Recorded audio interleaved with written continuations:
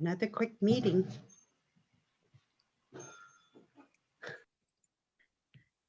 Don't jinx it.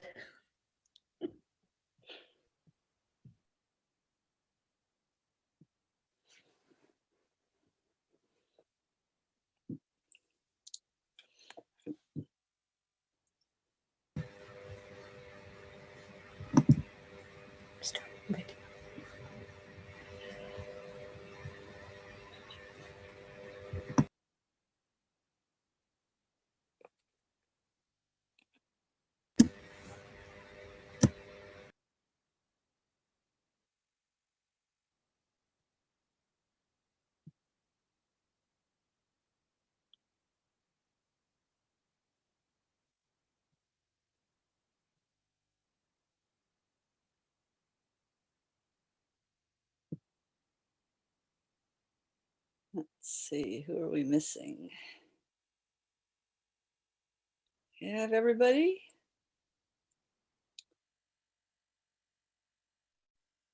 Clerk, do we have everybody? Is there any reason that you can think of why we shouldn't start? No, I believe we have all our council members here, our city manager, our city attorney. I think we are good. Oh, good. All right. Good evening, everyone. Good evening. I will call to order this regular meeting of the Los Altos City Council on Tuesday, February 25th, 2022 at 7:01 p.m. Would City Clerk please call the roll and establish quorum? Yes. Councilmember Fliger, Here. Councilmember Lee Ing, Here. Councilmember Weinberg, Here. Vice Mayor Meadows, Here. and Mayor Enander. Here. Thank you. All 5 council members are present. Great. And we have tonight Sancha and Myra Hogue to lead us in the pledge. So which of you is which? I'm Myra and I'm Santia. All right, great. Well, we're going to ask everyone else to mute themselves so we can hear you very clearly leading us in the Pledge of Allegiance. Would everyone please join Sancha and Myra? I pledge allegiance to the flag of the United States of America and to the republic for which it stands, one nation, under God, indivisible, with liberty and justice for all. Thank you. Now let me ask Myra, where do you go to school? In Almond, You're at Almond. In what grade? 3rd. In 3rd grade. And which troop are you with? Brownie. Yes. And you have your number there on your sash? Your troop number? Yes. Can your sister read that for us? 60145. Great. And so Sancha, where do you go to school? Almond. You too. And which grade are you in? 1st. 1st grade. And what troop are you in? Daisy. Daisy troop. Great. Well, we really appreciate you coming and doing such a great job together. And I hope you have a good evening. Thank you again for coming. Bye-bye. Bye.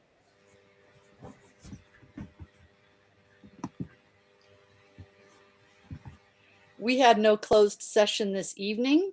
So the next item up, we have a couple special items tonight, is a proclamation. This is the first of several planned for this year. Los Altos is fortunate to have people from many different cultures who make our city a very special place. And each culture has a different way of celebrating the new year, but all cultures look forward with optimism and hope for the coming year. Tonight, with the recognition of the upcoming Lunar New Year, we begin to honor many of the different New Years that our residents celebrate. 2 of the values celebrated with the Lunar New Year are deep respect and wishes for prosperity. I'm sure those are values that we can all hope to share and that we can all wish each other for the coming year. So with that,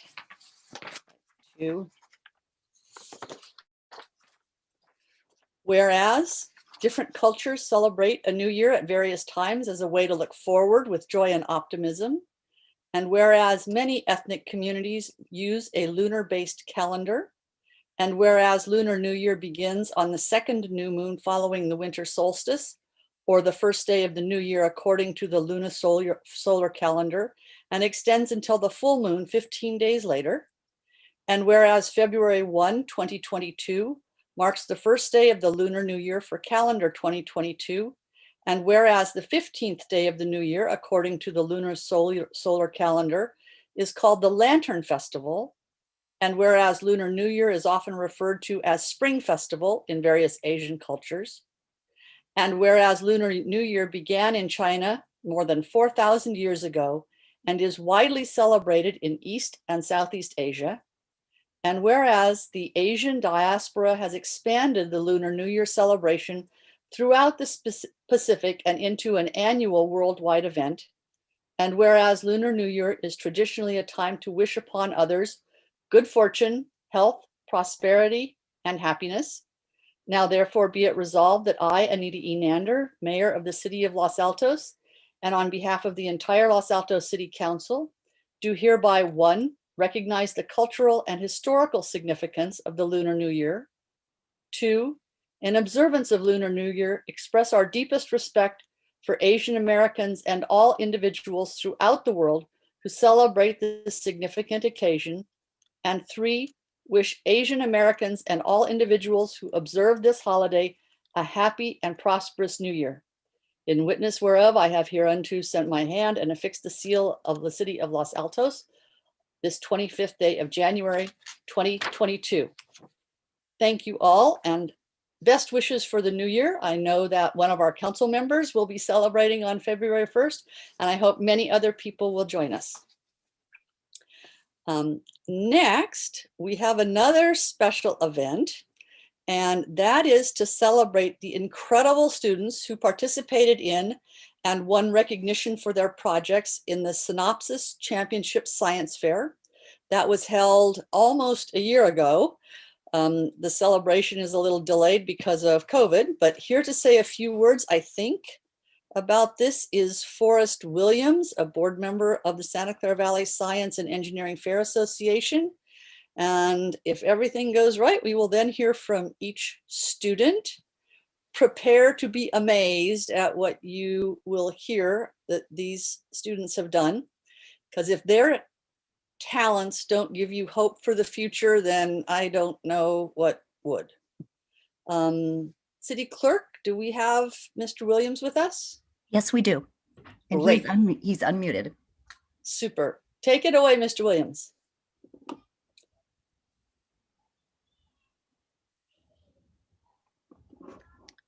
Mr. Williams?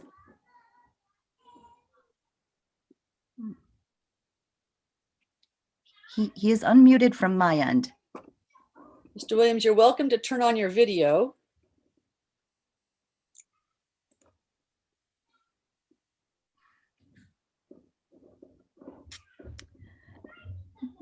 Mayor, I'm going to try to promote him as panelist. Maybe that would assist. I think he is panelist. I think he's on our side. I see his name anyway. Yeah,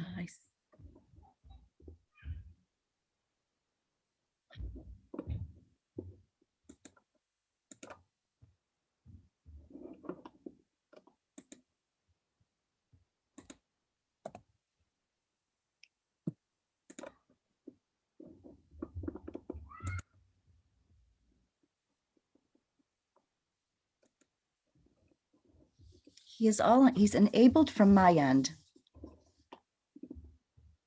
Okay.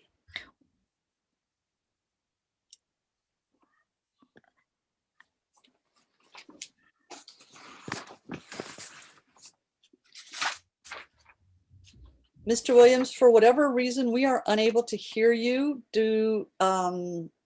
City Clerk, do you have a way to contact him by phone?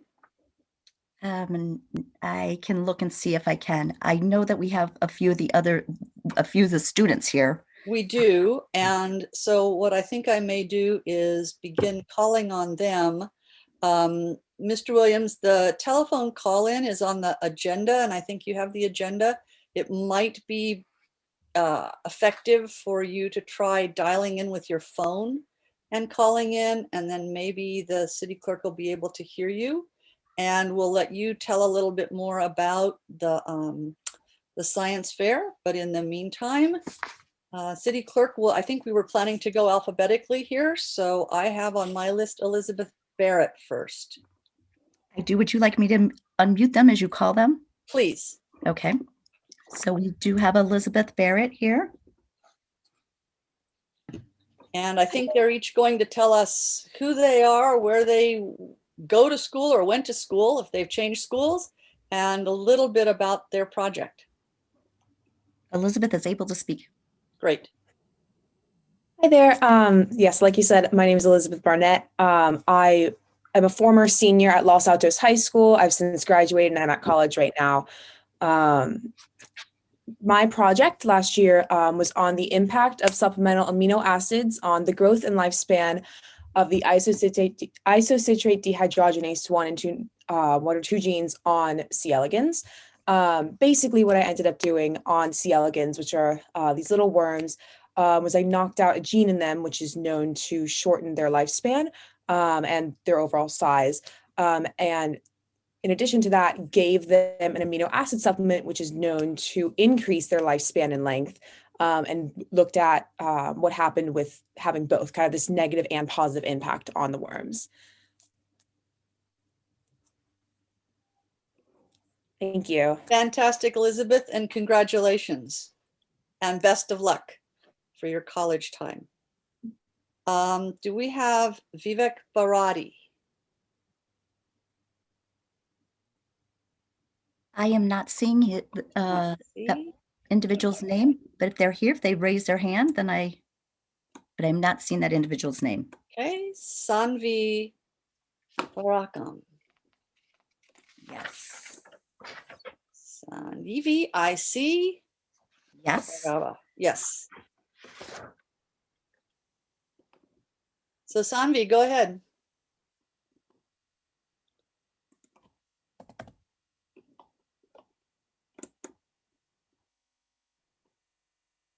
Sanvi is muted. I have asked to unmute Sanvi several times.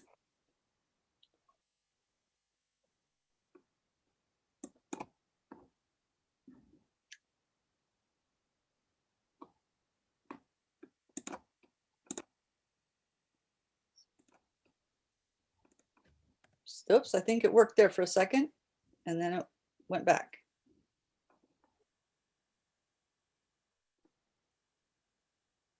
Okay, I'm going to keep going and hope that this gets sorted a little bit. Is Andy Chung with us? Don't see Andy's name. How about Olivia? Is it Kalachi? Yes, Olivia is with us. Let's try unmuting Olivia. I'm impressed. Most people say Collis, so good job. My name is Olivia Colache. I went to Los Altos High School and I'm now at Bryn Mawr College. And my project was actually a 2-year-long project. I started my junior year, was about trying to develop a treatment for late-stage Lyme disease, because that's a big area of research right now. There's a lot of need for late-stage treatment, and there's still also a lot of uncertainty just in general with the late stage of the disease. And Lyme disease is caused by a deer tick bite, where the bacteria Borrelia burgdorferi is transferred. And so if you go to parks, you will often see warnings about ticks, and you'll also see things like watch out for the bullseye rash. But the problem is that not everybody gets that bullseye rash, and so it can be really hard to catch in the earlier stages. And since there's no late stage treatment, people with late stage Lyme disease are just kind of left on their own. And so that's something that I really wanted to address. And so I did I learned a lot about organic chemistry and conducted a lot of reactions and conducted various trials to investigate the identity of the compounds that I made, what adjustments I could make to my compound to make it more effective, and overall feed into the drug development pipeline, and create something that could be a therapeutic.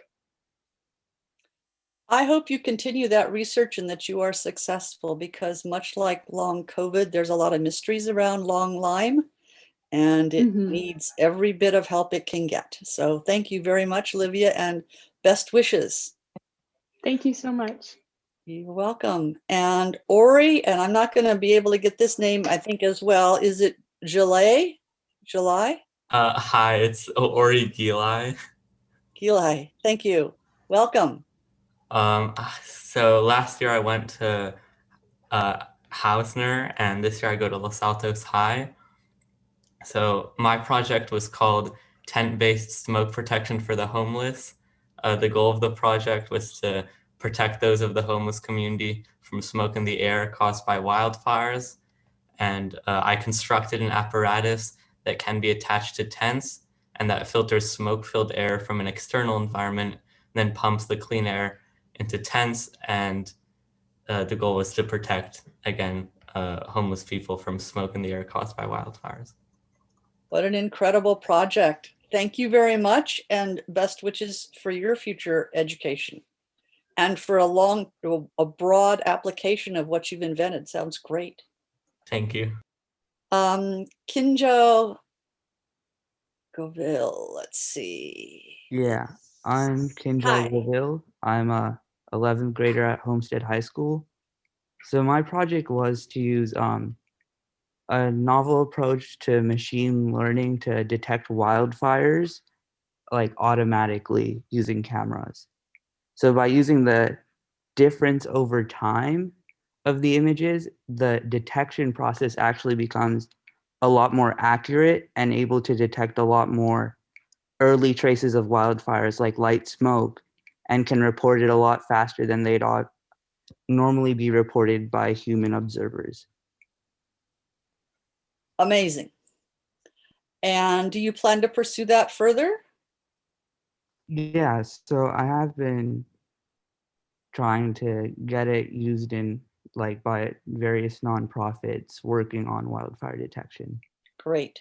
Good luck to you and congratulations. And do we have Prakrit Jain? I do not see an attendee by that name, but if they raise their hand, then I would be able to identify them.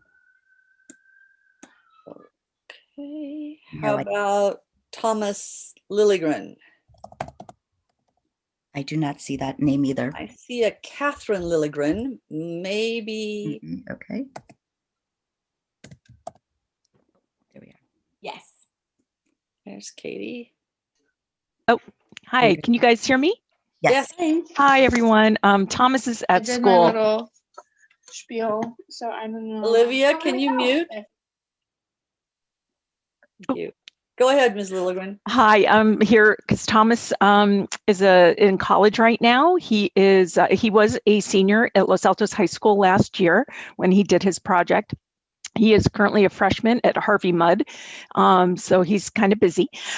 His project was on doing remediation of arsenic in groundwater.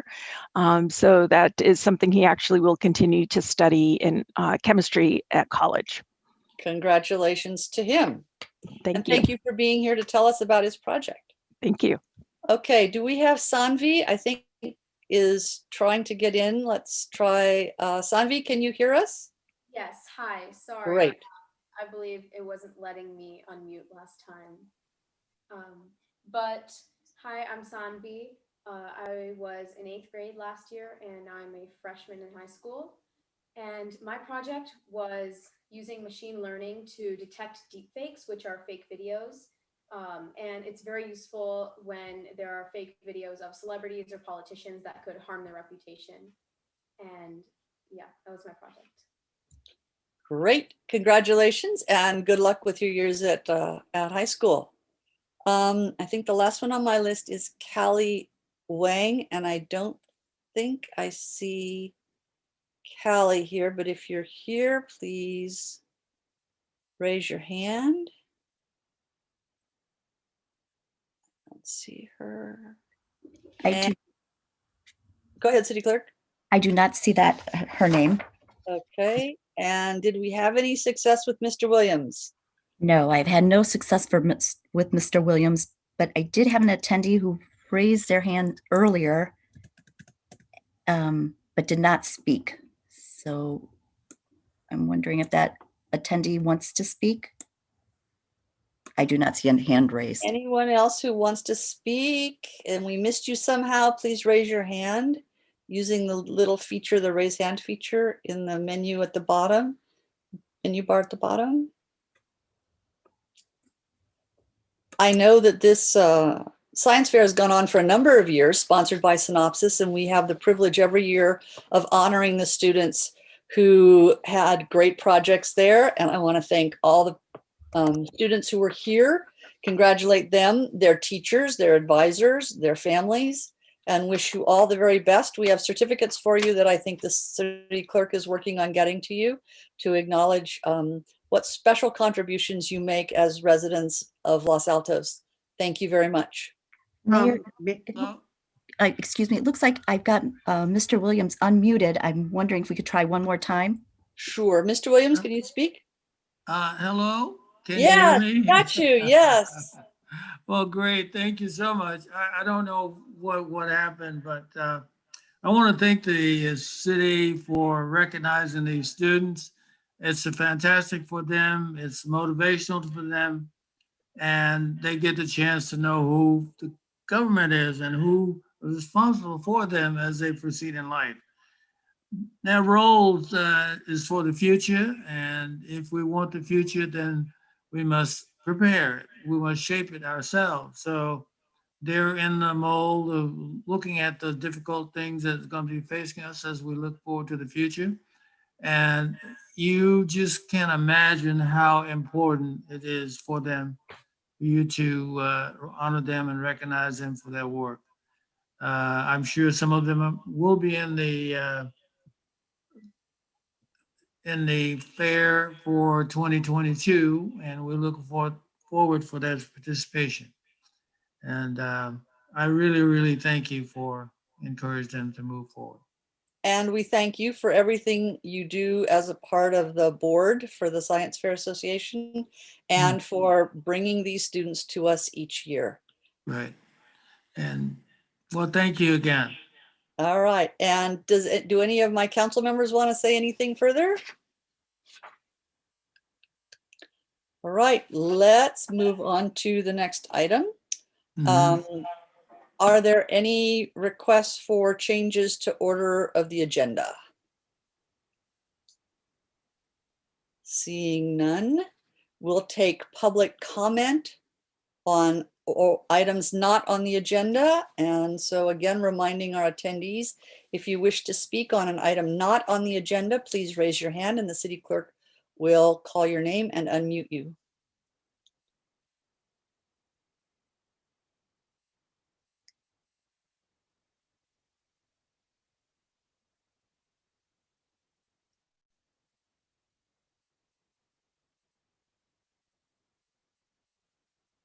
City clerk, I see one with a telephone number, I think, or an identification number. Whoops, now they unmuted them. So they. Yes, the hand went down. Oh, there. Oh, now we have another Different one. one. Yes. Okay, so go ahead, city clerk, when you're ready. Okay, I'm ready. Roberta? Hi, this is Roberta. You can hear me, right? Yes, we can. Yeah. So I just wanted to say, I watched the retreat. I really want to thank Gabe England and the city council and John Furtado for the wonderful job that they did in bringing funds and helping to bring attention to priorities of things that have, need attention in our city. And, I really do want to thank, the wonderful job that everyone did. That's it. Thank you. Thank you, Roberta.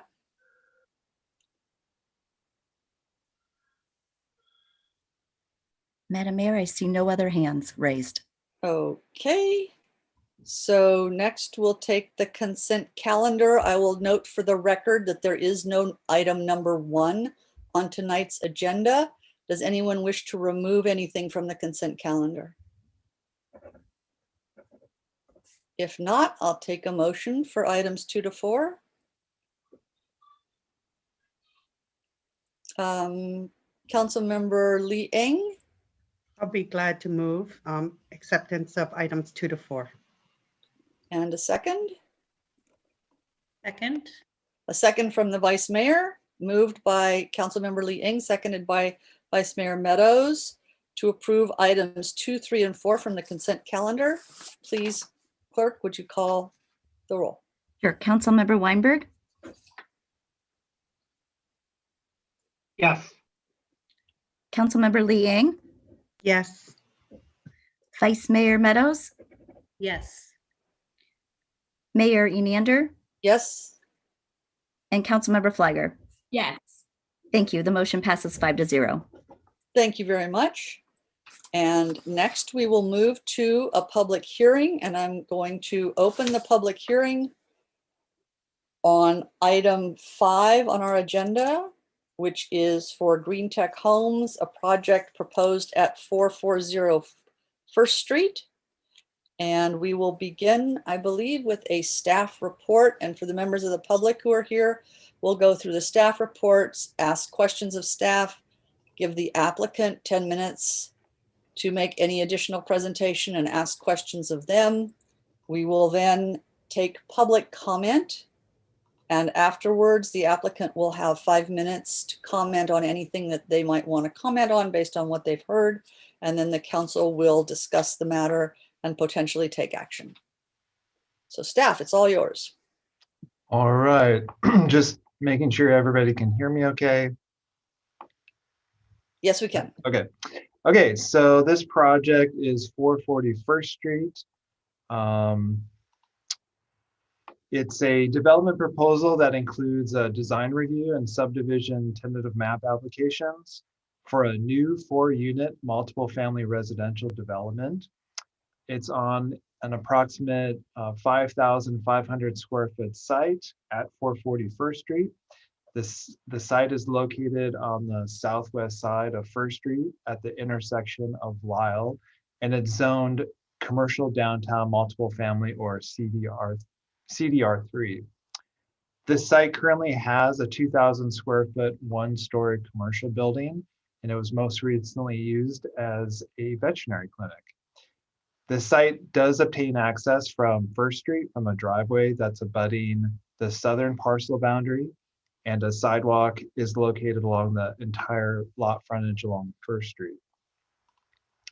As the council is aware, there has been a lot of development over the years along First Street in this vicinity, and there's more construction going on and projects in the works. So this is just kind of this sector of the downtown area, and a little bit further beyond, with highlighting as number 5 is the city community center site. The project before you is number 8 on this map.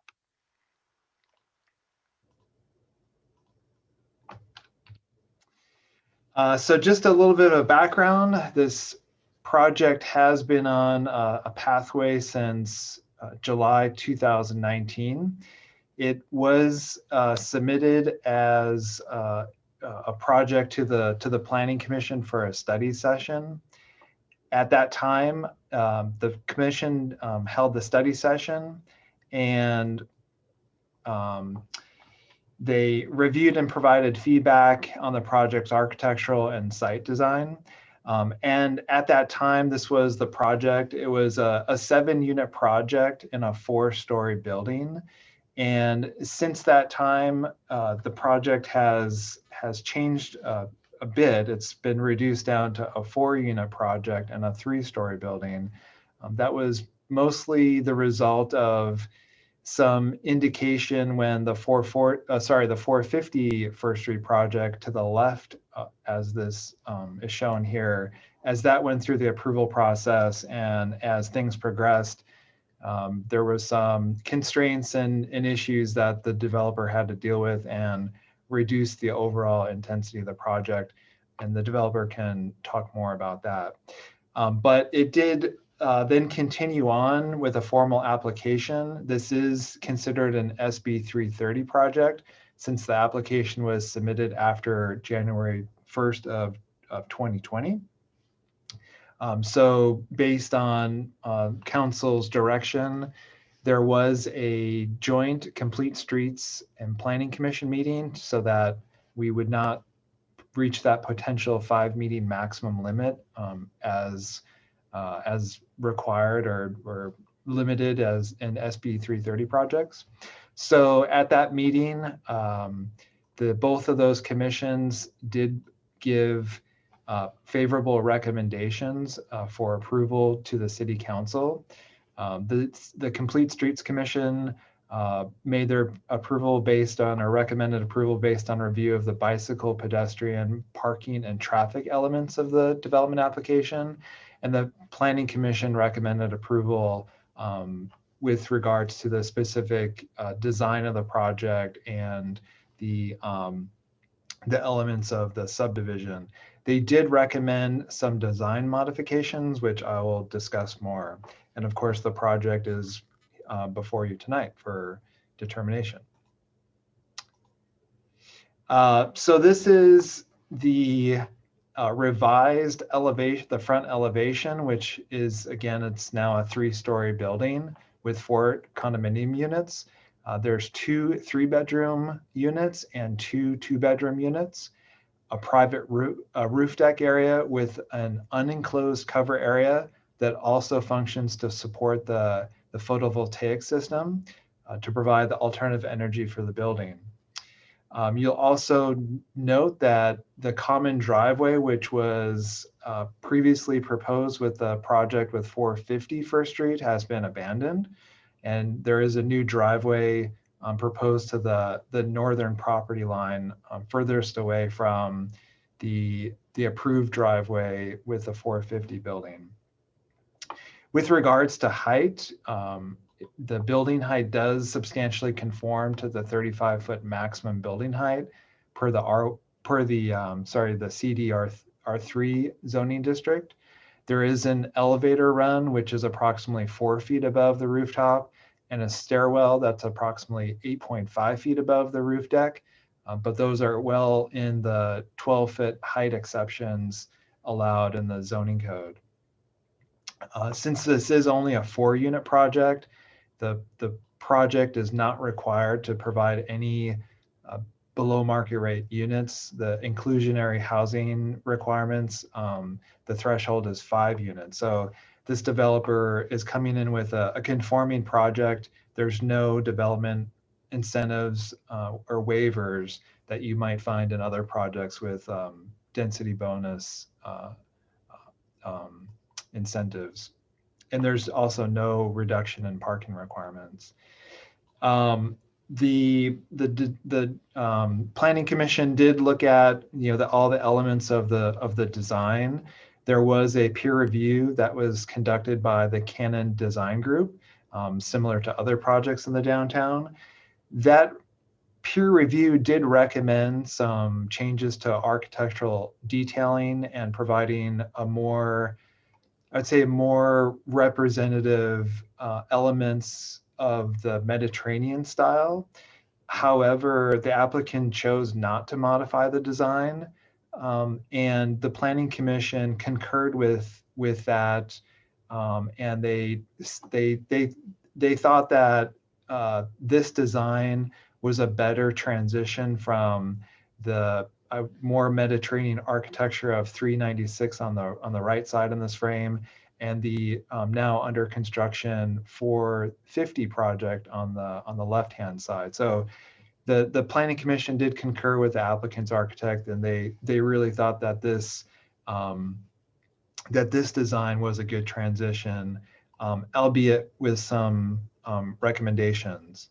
So I'll highlight those. The frame on the elevation on the top left is what the Planning Commission reviewed, and the larger picture of the elevation on the bottom right is the proposed elevation with the modifications. So they first recommended, the Planning Commission recommended to increase this gable roof to better hide the elevation overrun. And so that's what the applicant did. This did result in when you look at the building height definition and what it says with regards to building height, this gable element, it did increase the building height by a little over a foot and a half above that 35-foot maximum. But they really only did this to help screen that elevator overrun in the back, and that's what the Planning Commission recommended. It's a very small overall portion of the rooftop, which I'll show on another slide, but I wanted to make sure that was clear. With regards to the second comment and recommendation from the Planning Commission, they recommended to reduce the visibility of the solar panel array and to incorporate the trellis feature into the overall design. So what the applicant did, and they can get into more of the design modification, but they changed the orientation of the PV panels. The aspect ratio of the PV array was changed to be wider and further away from the front and rear edges of the building. And then they wrapped the PV, the actual PV panels, they wrapped it with what they're calling a skirt to kind of hide the sides of the panel from the front and side views primarily. Oops, sorry. And then the third element pointed out here is that the Planning Commission wanted some more articulation in the front of this elevation here, and it's better seen in the 3D elevations and renderings. It's a bit flat looking here, but that parapet element was articulated more by raising the corners and adding some stucco reveals there. Moving on, this is just a floor plan at street level, just showing that it does conform to the front and rear 10-foot setbacks. There is 0-foot setbacks on the side, and the applicant is proposing a small lobby entrance and a gym area, which will look out onto the street. The gym is only for the residents' use. And then it's showing at this level the ground floor units. These are the two-floor units, the two-level units. They have 3 bedrooms, and these units are approximately 3,000 square feet. The upper units, which I don't show, but those are one-level units with 2 bedrooms and about 2,000 square feet. The upper units do have access to the private roof deck area, which will be covered with those PV panels on top of trellis features. And this area here in red is where that gable feature is to help screen the elevator overrun. And it's a very small portion of the overall roof. And again, that change and that increased height was per the recommendation of the Planning Commission.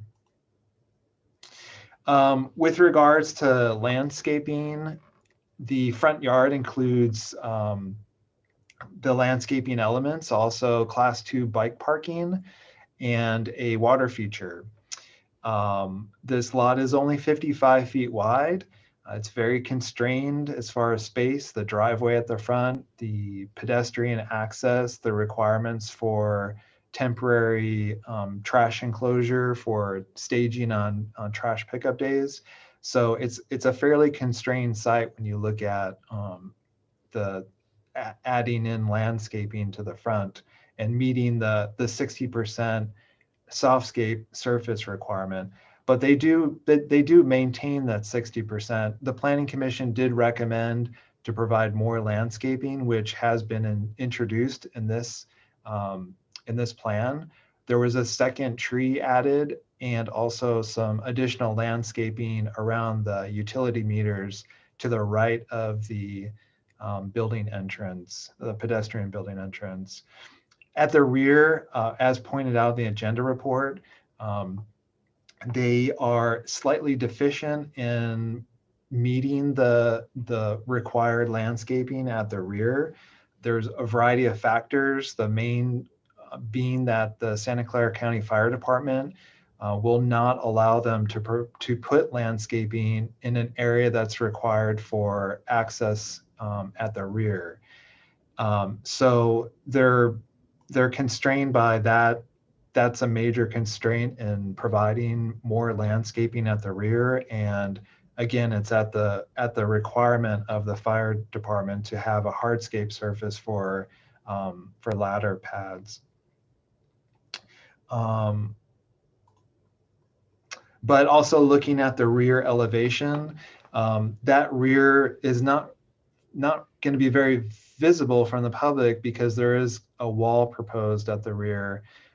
This is a wall that aligns with the wall to the 450 project, and it's abutting a parcel owned by the Santa Clara County Roads and Airports, and it's a strip of land that's next to the Foothill Expressway right-of-way.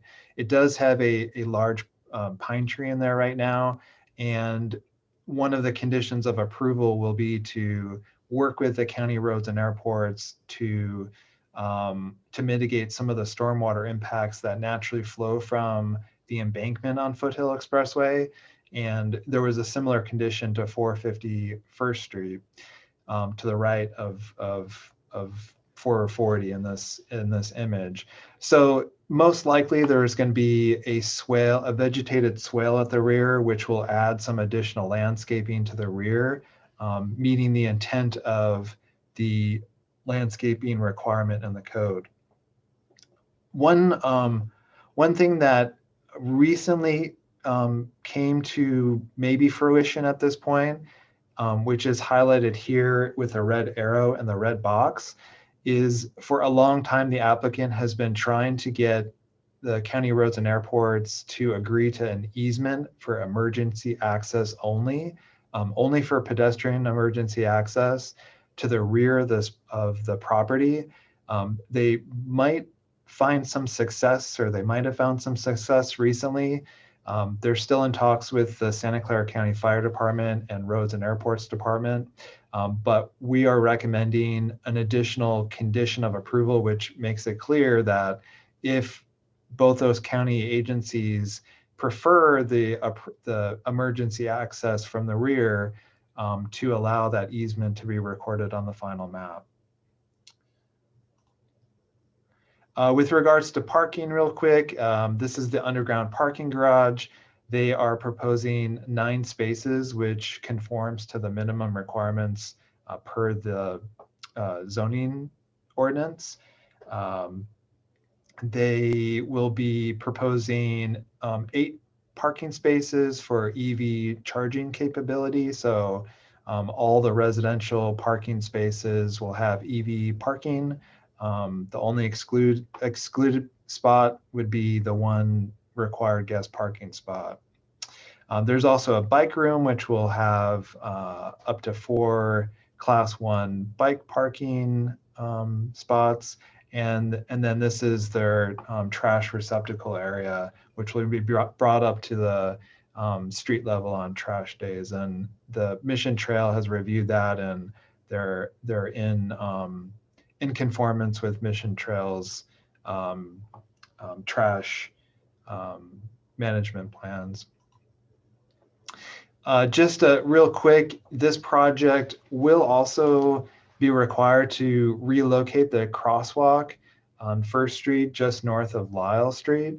The building that's under construction right now at 425 First Street was required to essentially move the crosswalk to the northerly location, but that is now going to impact where the driveway for 440 is being proposed. So what will happen is this project will then be required to move it back to the southerly portion of this intersection, and also put in a bulb out on the corner to mimic what's happening on the north side of Lyle Street at First Street. They're kind of a conceptual planning design going on, but that is going to be a requirement for the subdivision map. They will address accessibility requirements and the crosswalk with that plan.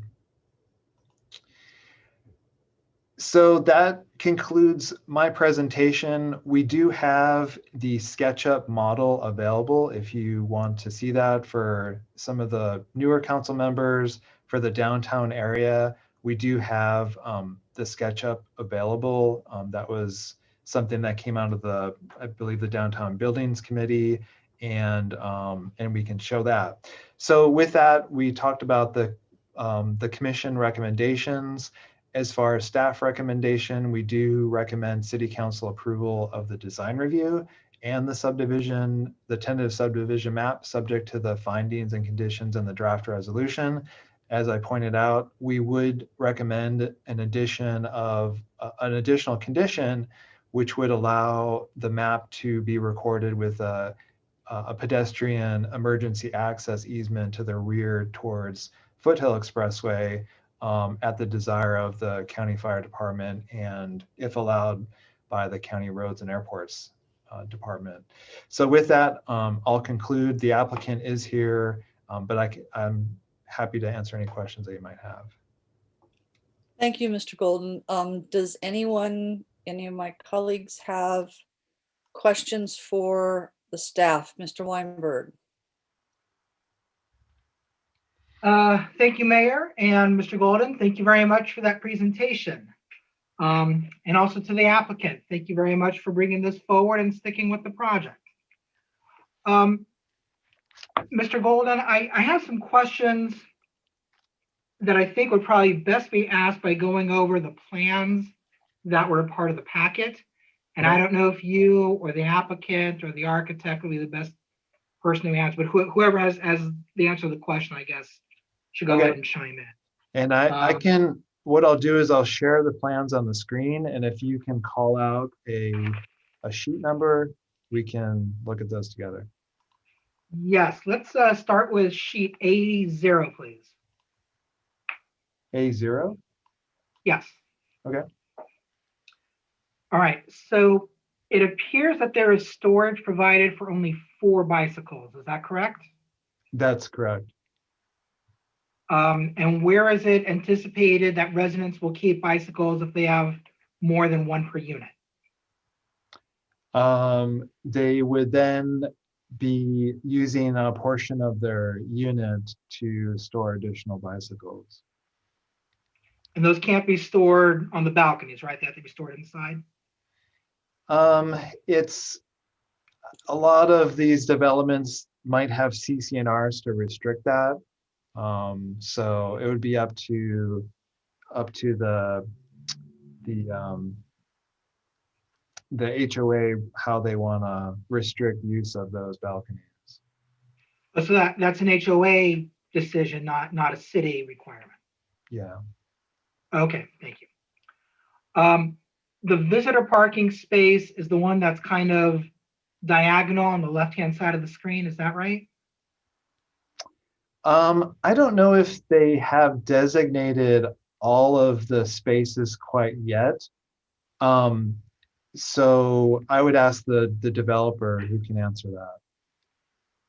So we'll hold that, council member, until we've had the developer make a presentation, and maybe you can cover that as he goes through.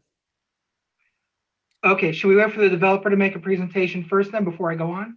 That's entirely up to you. If you have questions that you believe Mr. Golden can best answer and you want to ask those now, that's fine. If you want to wait until after the applicant's presentation, you can ask questions at that point of either the applicant or Mr. Golden. Okay, then let me go ahead and wait till after the applicant goes.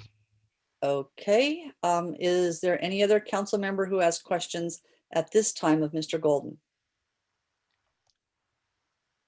And again, if anybody desires, I have the SketchUp model to take a look at. Mr. Golden, I just have one question, and that is, in the trash staging, you show how it's at the parking level and then it comes up, but it's not clear to me, is Mission gonna come into the building to get the trash? No, and I had discussed with one of their staff members about how it is with these downtown projects in particular. And there are some companies out there that offer porter services. And so the HOA would contract with a service to bring the receptacles up to street level, unless somebody in this small HOA just volunteers to do it. But by and large, with these multifamily buildings, the HOA would contract that out to a maintenance or a service that's provided for. I'm sorry, I wasn't clear. When it's ready to be picked up, is it sitting on the sidewalk? Is it sitting in the street? Is it sitting inside the building and Mission Trail's coming in to get it? No, so it's I'm kind of drawing a little box around the area that is designated for it. This actually, and I know Abby's on, so he can talk about is it copra? I can't remember there's a ground cover that he's using, which is actually very hardy. And so it's a green growing ground cover that you can put this type of receptacle on a temporary basis, and it survives pretty well. So these devices, I'm not going to call them cans, but whatever they are, never come out to the sidewalk or into the street. No, and I talked to Mission Trail, and he thought that the space that's required was sufficient. And if with these multifamily projects, if they kind of see how much trash, like there's a sort of a minimum area, but then they see how much they're generating. And if they need to increase frequency, they can literally pick up every day of the week if need be. So the number of trash receptacles doesn't have to be more than what the minimum required per Mission Trail. Okay. Thank you. And they can pick up, they can contract out to have different things picked up on different days, I believe, as well. So, which I was surprised at, but that's their response. Okay. And then I was a little bit confused about the fire access on the backside. Do I understand that there was some sort of arrangement made where the fire department would be able to breach that back wall in order to fight from behind? No, they would not. There would be a gate placed along the back. I'm still sharing my screen, right? Yes. Okay, so there would be a gate placed along the back portion. I'm trying to get this thing to draw. Okay, your cursor's doing a good job. Let me do this other little thing here. So there would be, at the back portion, there would be a gate placed in line with that wall, and it would be only for emergency access for the fire department's use. There is the property to the north, the 396, they were able to get an access easement from County Roads and Airports when they came through. And I think that was maybe given the other constraints of these properties along First Street and the fact that other developments did get these encroachments in the past, I think was a maybe a deciding factor in letting this one get it as well. The fire department is quite concerned with the other way that this project was going to get access was through the back of 450, which is a very wide parcel. I think it's probably between this parcel and that other parcel, like over 300 feet. When you take into account the distance of the depth of the lot and then the width.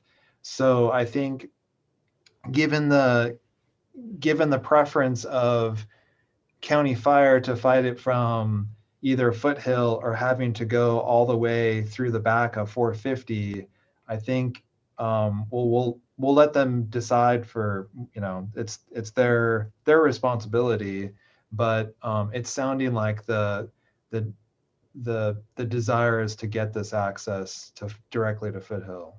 Okay. And then finally I'm sorry.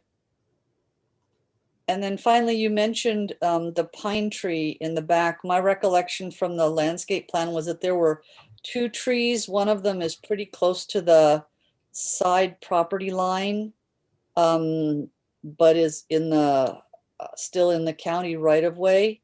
So the protections that you've built into the conditions, I think, would protect both. Is that correct?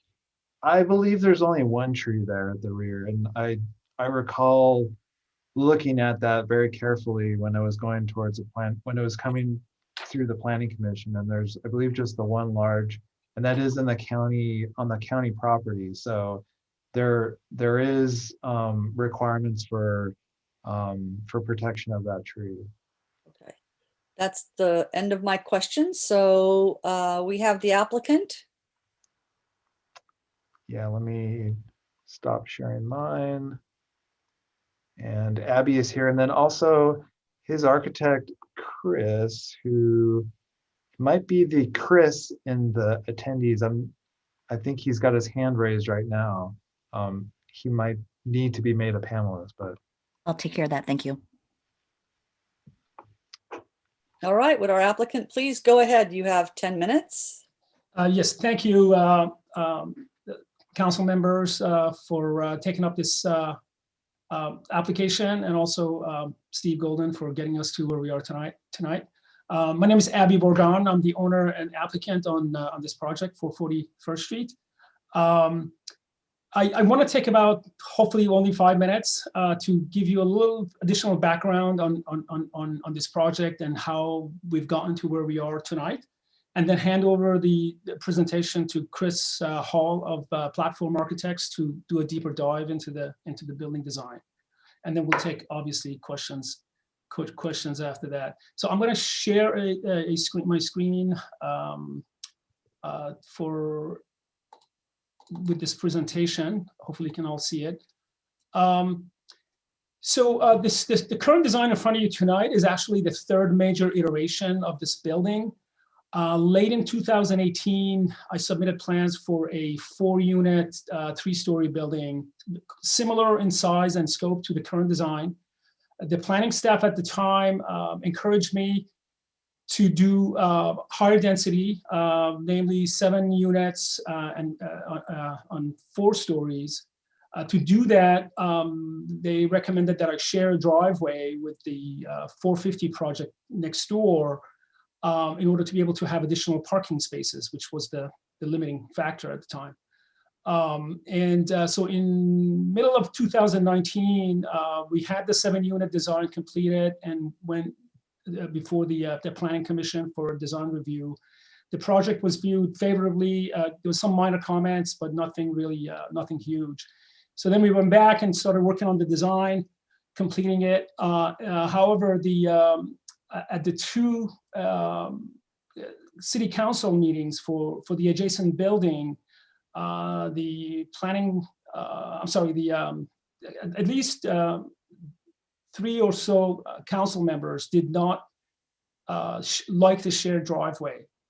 I actually got up and asked to get some kind of commitment that if I went forward with this design, that the shared driveway would be acceptable. But the city attorney advised the council members not to comment on my project. So that was a very unfortunate turn of events. We basically had to go back to the original design of 4 units only, because we were basically limited by parking. So August 2020, the 4-unit design was submitted, and then it would pass planning commission hearing, sorry. So just want a few bullets here. This has been an extremely challenging project, mainly because of the narrow nature of the lot. It's only 54 feet wide, which limits the amount of exterior walls and windows, which in turn also limit the number of bedrooms you can have. The bedrooms need to have egress windows. We're again limited, as you saw, to 9 underground parking spaces, albeit pretty tight, but albeit meeting the requirements. Fire department access has been also challenging, and I think Steve talked to the possible access from Foothill Expressway. We're still waiting to hear from the fire department as to which one they actually prefer. So with that, I'm going to turn the presentation over to Chris Hall.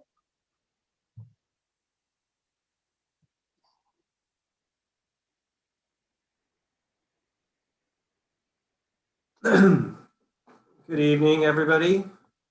I am going to share my screen. Let's see.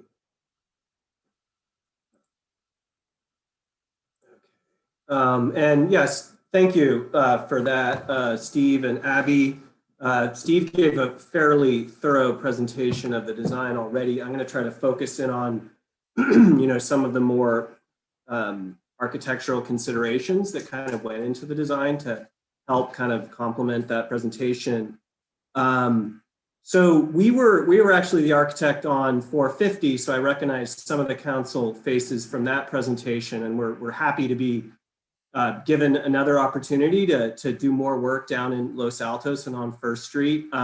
As Steve's presentation pointed out, there's a lot of new construction, and there's kind of a growing urban fabric that's kind of half there, but clearly materializing quickly. So just the context here is this building is under construction, 450 next to us. And then obviously 396 has I think been there for 10 or 12 years.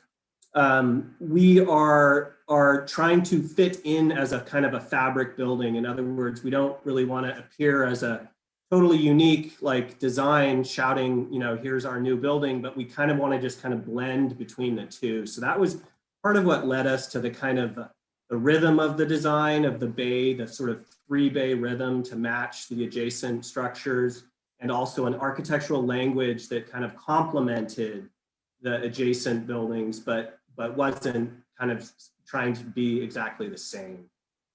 So I'm going to go a little bit into some of the inspirational architectural imagery that we looked at as inspiration. We love the kind of prevalence of the Mediterranean style down in the peninsula and in Los Altos. And, we kind of wanted to pick and choose elements of it and interpret it in sort of a fresh way. So you'll see a lot of these elements in these photographs incorporated into our design. As far as some of the commentary from the Canon Group's peer review, I think, very well intentioned, but a lot of it sort of brought kind of heavier, more traditional detailing to it. We felt that, our designs were appropriate and that the sort of simplicity to it was something that was important. So we chose to sort of stick to some of the original designs and incorporate some of the feedback more from the Planning Commission. But again, the palette is very Mediterranean, and we're looking for kind of a modern or a sort of a fresh interpretation of it. Here's some imagery more for the landscape and the water feature, maybe some of the patio elements towards the back. And then here, I'm going to zoom in on, but we have some, this is from that 3D model that Steve mentioned of the downtown. It kind of shows you how we fit into the context. We see 450 here. There's a clear sort of in and out horizontal massing happening in a repetition of balconies and entryways that we wanted to fit into that rhythm. And a lot of this has been established by the downtown design guidelines and kind of the stewardship of the planning department when they review every design.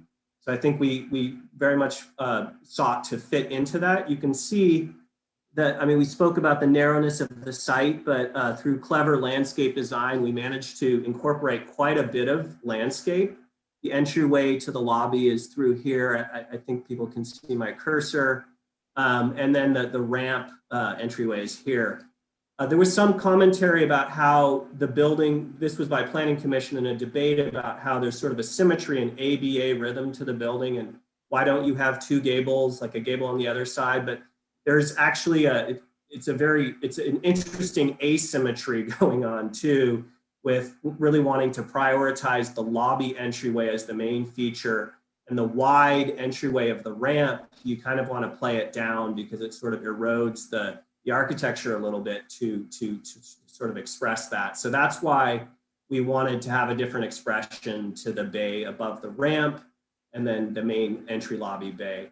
You can see also the vertical stepping back. I mean, our building is actually slightly lower than the two adjacent buildings if you kind of measure the overall roof bulk.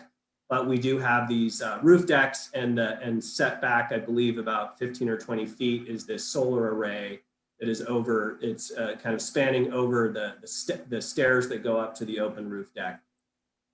I'm gonna here, zoom down a little bit. This is a view, a very telling view from street level, sorry. And it shows the approved project, I believe approved and designed on Lyell. So this is the crosswalk that Steve was referring to, which is here, and we'll move to over here. But you can see again how this building very much fits into the rhythm and the kind of fabric of this established sort of architecture and language that's going up on First Street, which is also quite similar to the building across the street on Lyell. And just to kind of round up some of the imagery here, this is from Foothill. You can also see there's a similar kind of ABA with the balcony indented in the middle, but a kind of less of an expressed kind of public face on Foothill. And sorry, the tree that was in question is not in the model, but that tree is right here. And we did confirm that the large tree.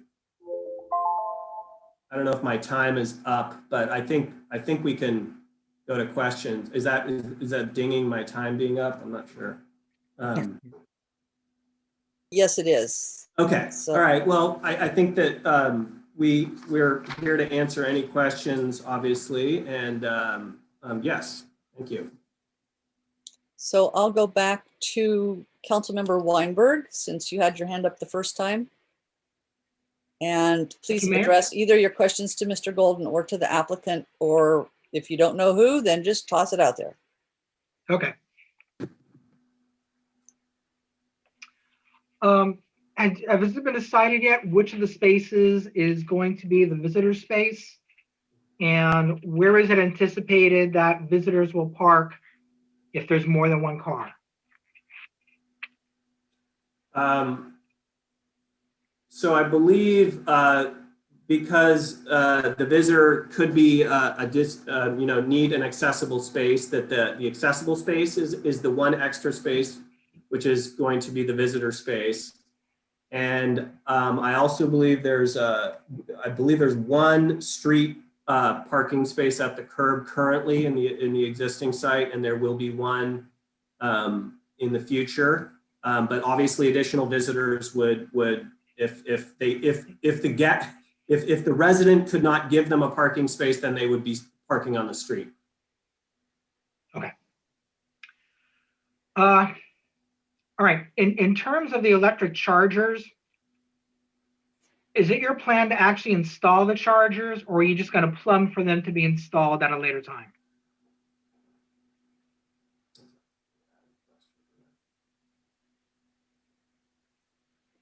I can speak to that. So each space will actually have a level 2 charger installed.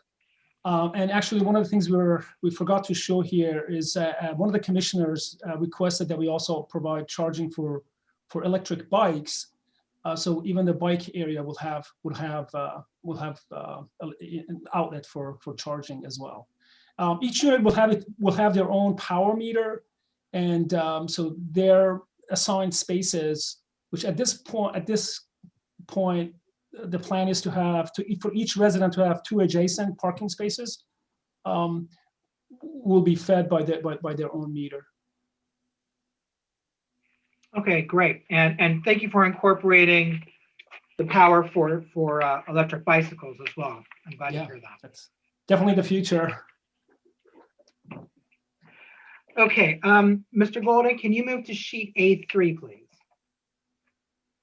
Oh, that's Chris going there, so. A3. Yeah.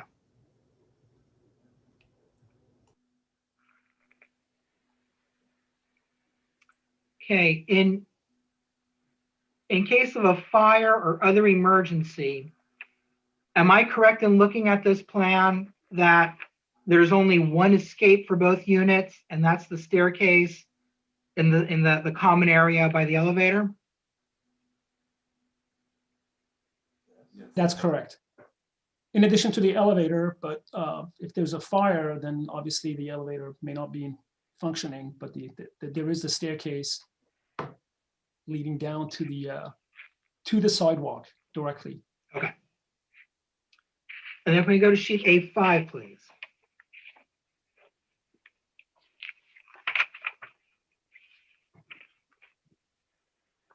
How much of the solar array, if any, will be visible from the street? I think from First Street, I do not believe you will see it at all from First Street. And you probably won't see it from Foothill Expressway either. But if you go far away enough, obviously, then it'll become visible. For example, it may be visible from down Lyell as you head towards San Antonio.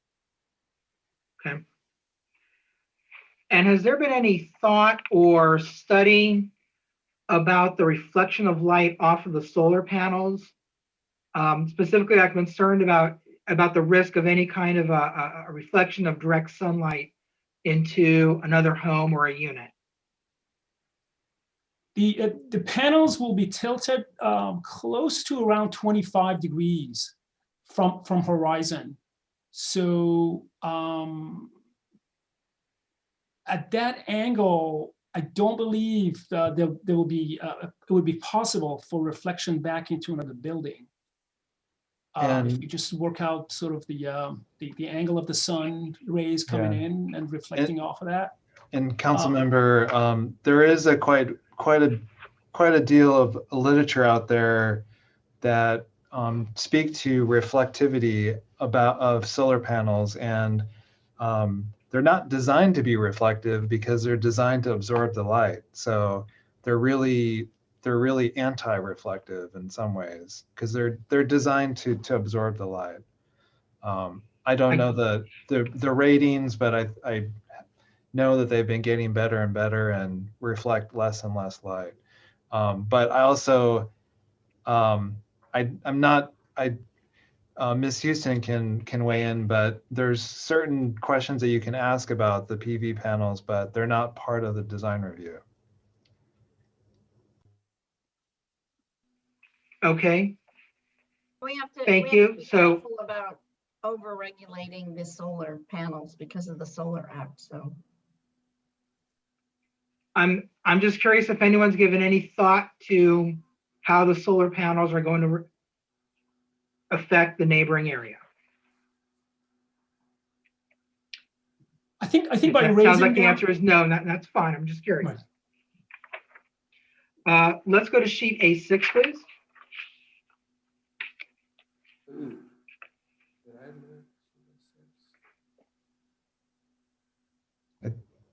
Yeah, other direction there.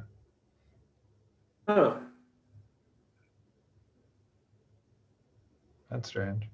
Let me see in. Oh, here we go. Sorry. Here we go. All right. Where exactly is the water feature going to be? Yeah, right there. It's not in the elevation, but I can show you in the enlarged front yard plan. It's right here. Block off the trash and staging day. And is this water feature going to be, is it going to be low? Is it going to be tall? Is it, how prominent will it be? I can speak to that. I actually have a detailed, it'll probably take me too long to dig it up, but it'll be about 4, actually, here we go. There's one right there. That one's drawn to scale. It's about like 4.5 feet tall and 5 or 6 feet wide. And it'll have a waterfall on 3 sides, the large front face and also the narrow side faces will have basically water falling off those edges into a small catch basin, which will then circulate the water. There's a particulate filter as well as UV filtration, so the water won't go bad. I see. Okay, so and it's also going to give a little bit of privacy to people working out in the gym from the sidewalk. No, possibly a little bit, but it's mostly really to hide the trash and recycle bins for the most part. And it's going to be uplighted a little bit at night, so it'll be quite nice and visible. But yeah, I'm not quite sure if it'll actually provide much privacy for the gym. I think the way to provide privacy to the gym would be to have roll down shades that are sort of screens that are partially opaque. Okay.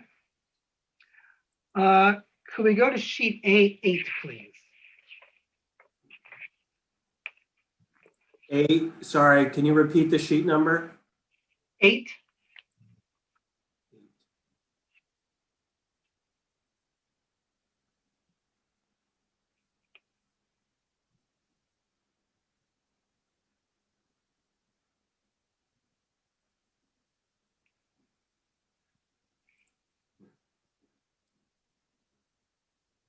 Okay, can you zoom up on the top diagram, the elevation facing north?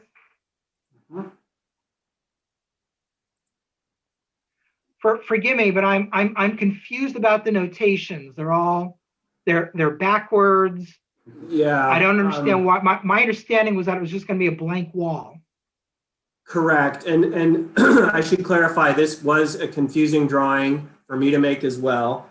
It is what you can see that's confusing and in reverse is the elevation of the adjacent building as though it's mirrored onto our elevation. So basically you're seeing where the balconies fall, where the windows fall, but our elevation is blank stucco. That is correct. So anything that you see that's in that like cream color is our flat elevation.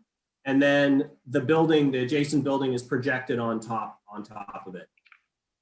Thank you. That explains a lot. So the architect took the building plans, the elevation from the building plans with all that notation, kind of mirrored it, flipped it around, and made it a transparent feature on top. Just, yeah, it's a little bit confusing, but that's they're studying that, so they provided that to you. Got it. And there's going to be 0 space between 396 and 400, correct? Yeah, there.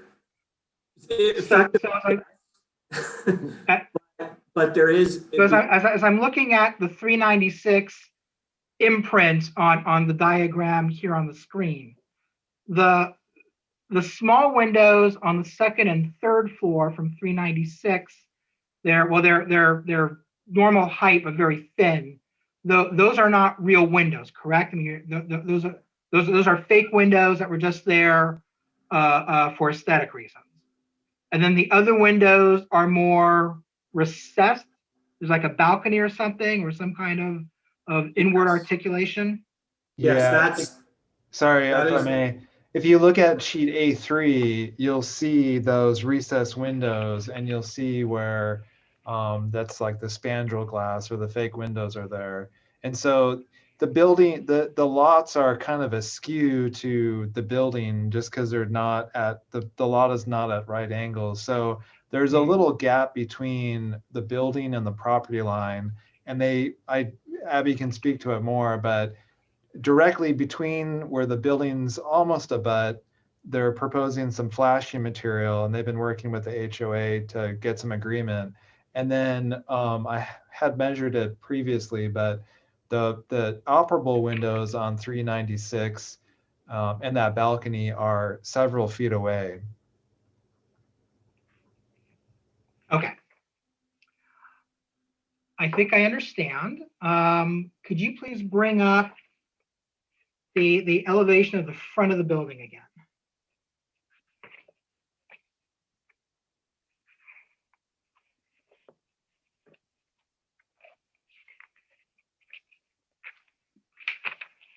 Could you talk a little bit about the thought behind having the barred railing on the right-hand side and the third floor middle windows, but not on the left-hand side and the second floor windows?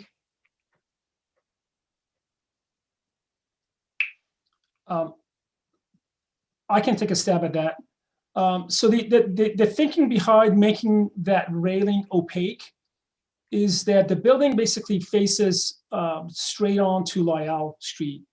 So if you could imagine at nighttime, cars driving down Lyell with their headlights shining into possibly the second floor living room. Those middle windows are living room and a bedroom actually.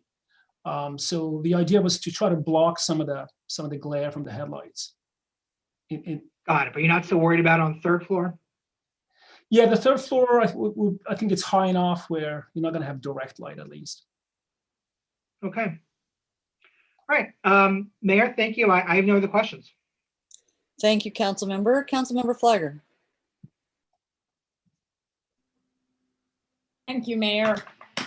And I don't think I need the diagram, so you can take down the slides, Stephen or Chris. And I'll pick up where Councilmember Weinberg started, because I also had a few questions on the parking spaces and the bike parking. So I understand we only have 4 parking spaces for bikes.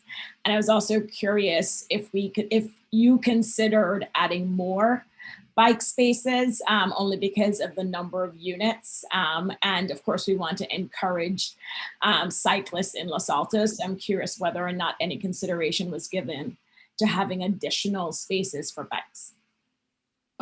Yes, I can speak to that a little bit. Yeah, 4 is somewhat low. I'm actually a biker myself. So there are additional spaces in the basement between some of those sort of diagonal space parking spaces that it said actually storage / something. So those areas could be developed into storage lockers that could also accommodate additional bicycles. So what we're showing is sort of the minimal required number of bike spaces. Yeah, I think there is enough space. I have another drawing, which I can probably dig up if I needed to, that shows 4 dedicated sort of private storage spaces between those parking spaces. And then there's also the possibility of bringing a bicycle up to your unit, via the elevator. The elevator is quite large. It's a gurney compliant elevator, so you could easily walk in with a bicycle. But obviously, you don't want to bring in a dirty bike into your unit if you don't have to. No, and I'm glad you're a cyclist and understand, Abby, because one easy fix especially because you have those areas and maybe bike racks where it's for residents to hang their bikes as opposed to having those designated spaces. Something to think about. No, absolutely. Absolutely. Yep. And then on the parking spaces, so I understand there are 9 parking spaces, but then Chris had mentioned possibly 1 or 2 other parking spaces. I'm curious if the plan is to designate, for example, 2 parking spaces to each unit. What is the plan with regards to assigning or designating the parking spaces based on the number of units? Yes, the parking spaces would be dedicated. There'd be 2 dedicated parking spaces to each unit. So that's 8. And then the 9th space, which currently is an ADA compliant space, would be also the guest space. So yeah, so 4 dedicated and then 1 available for guest in the lower level. So is the plan, because I thought I read in the report somewhere, maybe it's going to be a CCR requirement that each owner is responsible for ensuring that there's at least 1 designated space for visitors. Is that correct? No. No, the parking standard for the city is for 2 and 3 bedroom units is two parking spaces per unit plus 1 parking space for guests for each 4 units. So, it's a really constrained site, and given the limitations, it's always the debate is, are we planning and building for parking, or are we planning and building for residential space? And it's the debate that goes on. And this property and this project not moving forward with density bonus, but should have had density bonus, then the applicant could move forward with even less parking. And so the numbers just kind of work out where we're just getting the minimal guest parking. It's multifamily, so they're going to need to provide the accessible space. So it's constrained, and for everything that you want to add into it, there's only so much space in that garage. And so there is street parking that will be available, and people that are buying units in an urban area, it's the consequences of choosing that type of living, and it's a trade-off. So I'll try to find that section in the report where it mentions the visitor parking, and I just want to make sure that I didn't misread that. I wanted to confirm something based on Councilmember Weinberg's question on the chargers. So each parking space will have level 2 EV chargers. Is that correct? Correct. Okay.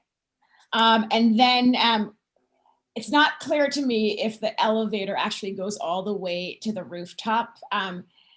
It doesn't. The residents would only be able to access the rooftop from those 2 third-floor units via a staircase. Is that correct? That's correct. Each of those units has a dedicated staircase to their own dedicated private patio only. Yes, it's sorry if I may, because it's not a common roof deck, then you do not need to provide the accessibility to the roof. So the stairs is sufficient. And that limits, the elevator overrun too. So. And then what is the view, either Chris or Abby, from that rooftop terrace for those 2 units? The view looking out? Looking either, towards downtown or towards Foothill. Oh, I see. So the unit, the 3rd floor units are sort of front and back. So there's a unit in front facing First Street. So from their patio and balcony, they look out towards First Street and Lyell, down Lyell, and they can see quite a little ways out. The other unit faces Foothill Expressway, so they'll have a view of Foothill and the hills of Los Altos Hills beyond. Okay. If that. No, that's very helpful. Okay. I can get you to like an kind of a location on the 3D model. Yeah. This is kind of. Yeah, I think it would be helpful, Steve, if you cue that up. That'd be good. Councilmember, did you have further questions? I do have a few more questions, and this may be for Stephen as well. So in the, I think the TJKM report, and this is back in December 2020, Steve, on page 5, it talked about a line of sight obstruction with traffic coming out of the parking garage, and I wanted to make sure that that was resolved. Yeah, it will be resolved because moving forward, that Lyell and First Street will have an always stop. So that's the goal of the city, or the objective is to put an always stop in there. So the site visibility analysis was actually, our engineers looked at it and said, well, they don't really even need to do that, because with a stop, an always stop here, that analysis just doesn't, you don't need it, because you don't have those conflicts with cars moving, those movements, because you've got stopped cars at the driveway. Okay. And then I was happy to hear that we will be keeping that pine tree that's on the back side of the building. How tall is the wall that will be constructed on the rear side? That's a maximum 6 feet per code. Are you showing us the view? Yeah, so I'm sharing my screen. This is from, you can kind of see you're at that balcony with a railing.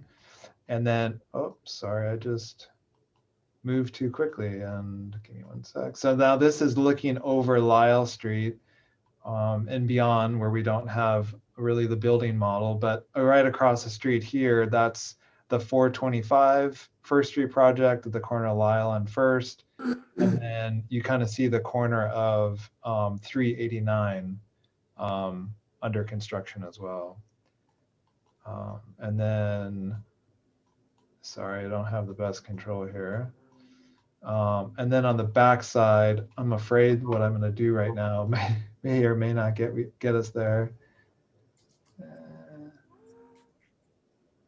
No, it did something wonky. I'd have to get us back to that location. Give me one sec. It's not going to really look like anything, because we don't have the building model beyond downtown. So it's just you're not gonna see anything there. That's interesting, because on the unit side that will be looking toward downtown, it looks like they're actually looking directly into the condos that's across the street and not above that building, because I know 440 is a lower building. Yeah, so 425 was also a conforming building, so they came in at 35 feet as well. But the building next to it, for 450, they're up at 46 feet. The building height with a screening feature, I think above 50 feet. Chris might be able to recall that, but and then the 396 project that has been there for about 10 years, I believe, or more. That one was built, I believe, at 45 feet, which was the maximum height when that was approved. And it has a gable roof, so it actually looks probably taller than that. Oh, okay. Just to give some context. And then, I have a couple, if we move forward with approving and adopting the resolution tonight, I do have some cleanup items for the resolution and exhibits, but I do have a quick question for Exhibit A findings 2E, Steve. I want to make sure that I am not reading this. Give me one sec so I can get there. Too many files open. Okay. Sorry, for the resolution, where were you again? Resolution Exhibit A findings 2E. 2E. Okay. Where it talks about the front yard areas, should that be the rear yard areas to address the fire department ladder access, or is that the front yard access? Because Yeah, I mean, essentially it would apply to both the front and the rear, but I think you're correct. It would be better to call that out for the rear yard. I think that'd be great. Okay. And I have some other cleanup things if we move forward. I was appreciated hearing the explanation, Abby, about why you went to 4 units instead of the 7, because I do recall that coming up before. And just looking at my list to make sure I don't have any questions at this stage.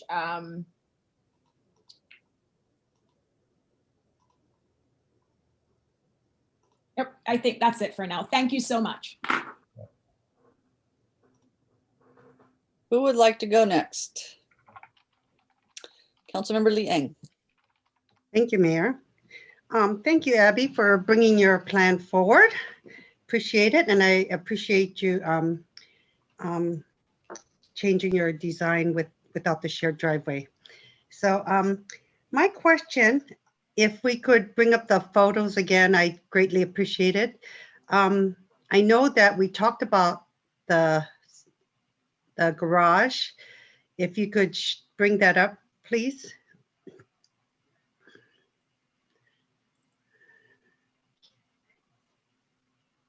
Do you have a specific sheet that you're looking at or want to discuss? The garage, the parking stalls, because I am concerned about when you, Abby had referred to the stalls. So I guess I keep hearing something different. So it seems like, it looks like it'll be shared chargers, but yet I was understanding that each stall will be receiving their own charger.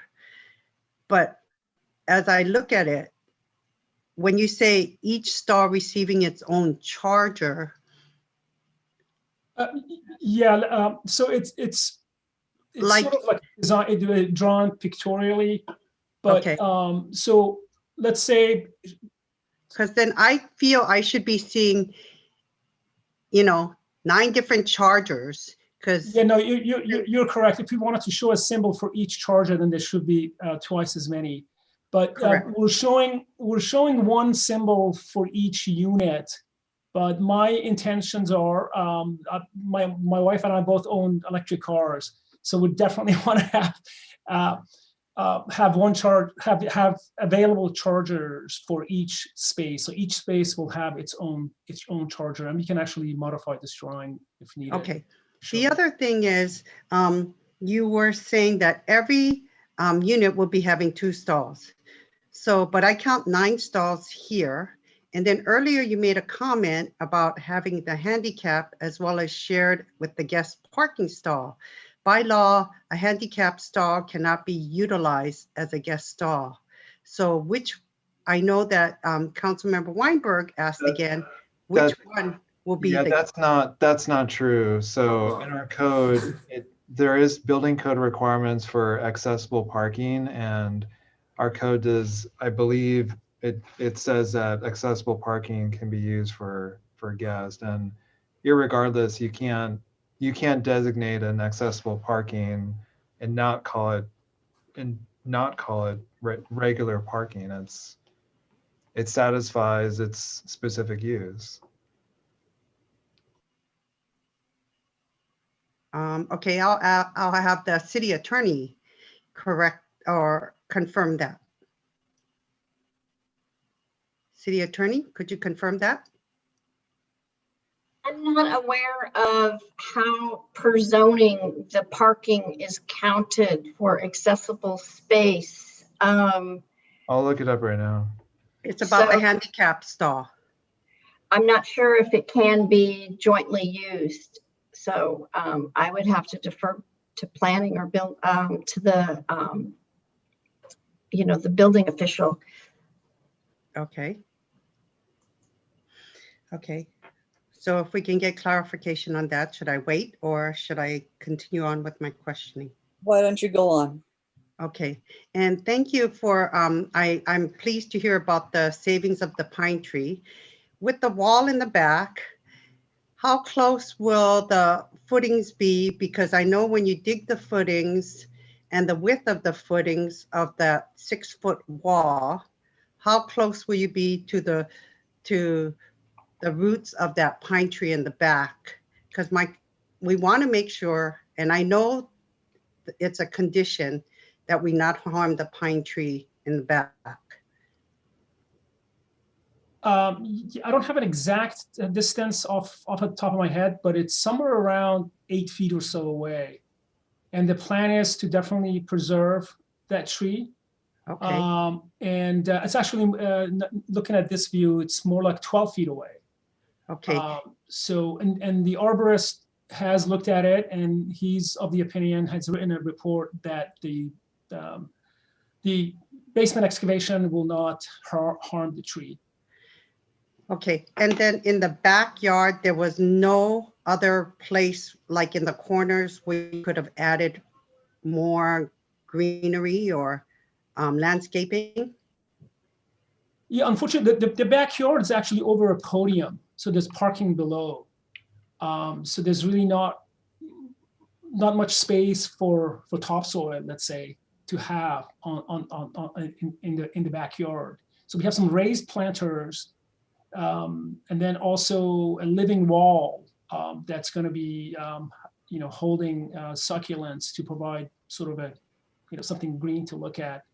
But yeah, in terms of actually having something that has deep roots, it wouldn't work because the rear yard is built over a patio, over the podium, as you can see in this cross section. And also, as Steve mentioned earlier, the fire department will not allow us to have softscaping where they need to set up ladders for rescue operations and so forth. Okay, I think the fact that the lack of topsoil and the opportunity for rooting was more right. Clarifying. Thank you. So my next question is, you had shown the picture. If you could bring up the picture where you showed the front yard with the waterfall earlier.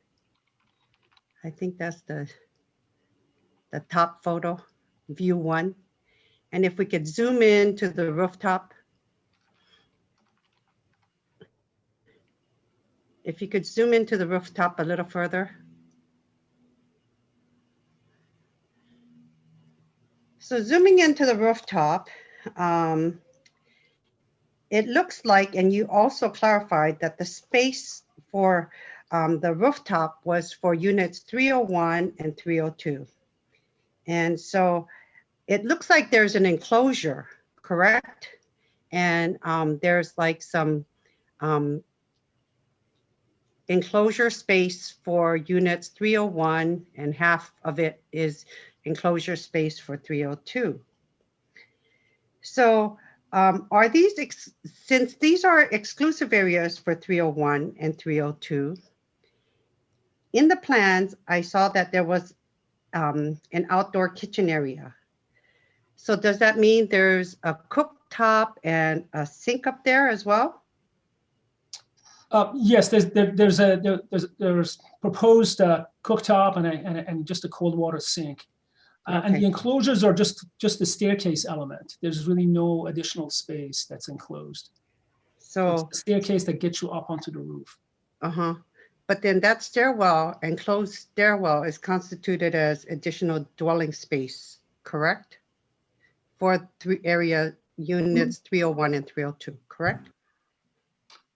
I'm not sure. Steve, are those considered dwelling space? Sorry, can you repeat the question? Do you count stairwells as part of a dwelling space?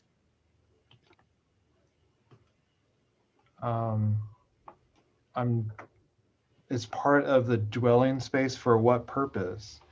In a home, if I have a home and there's a stairwell in my home, is that considered dwelling space, Steve?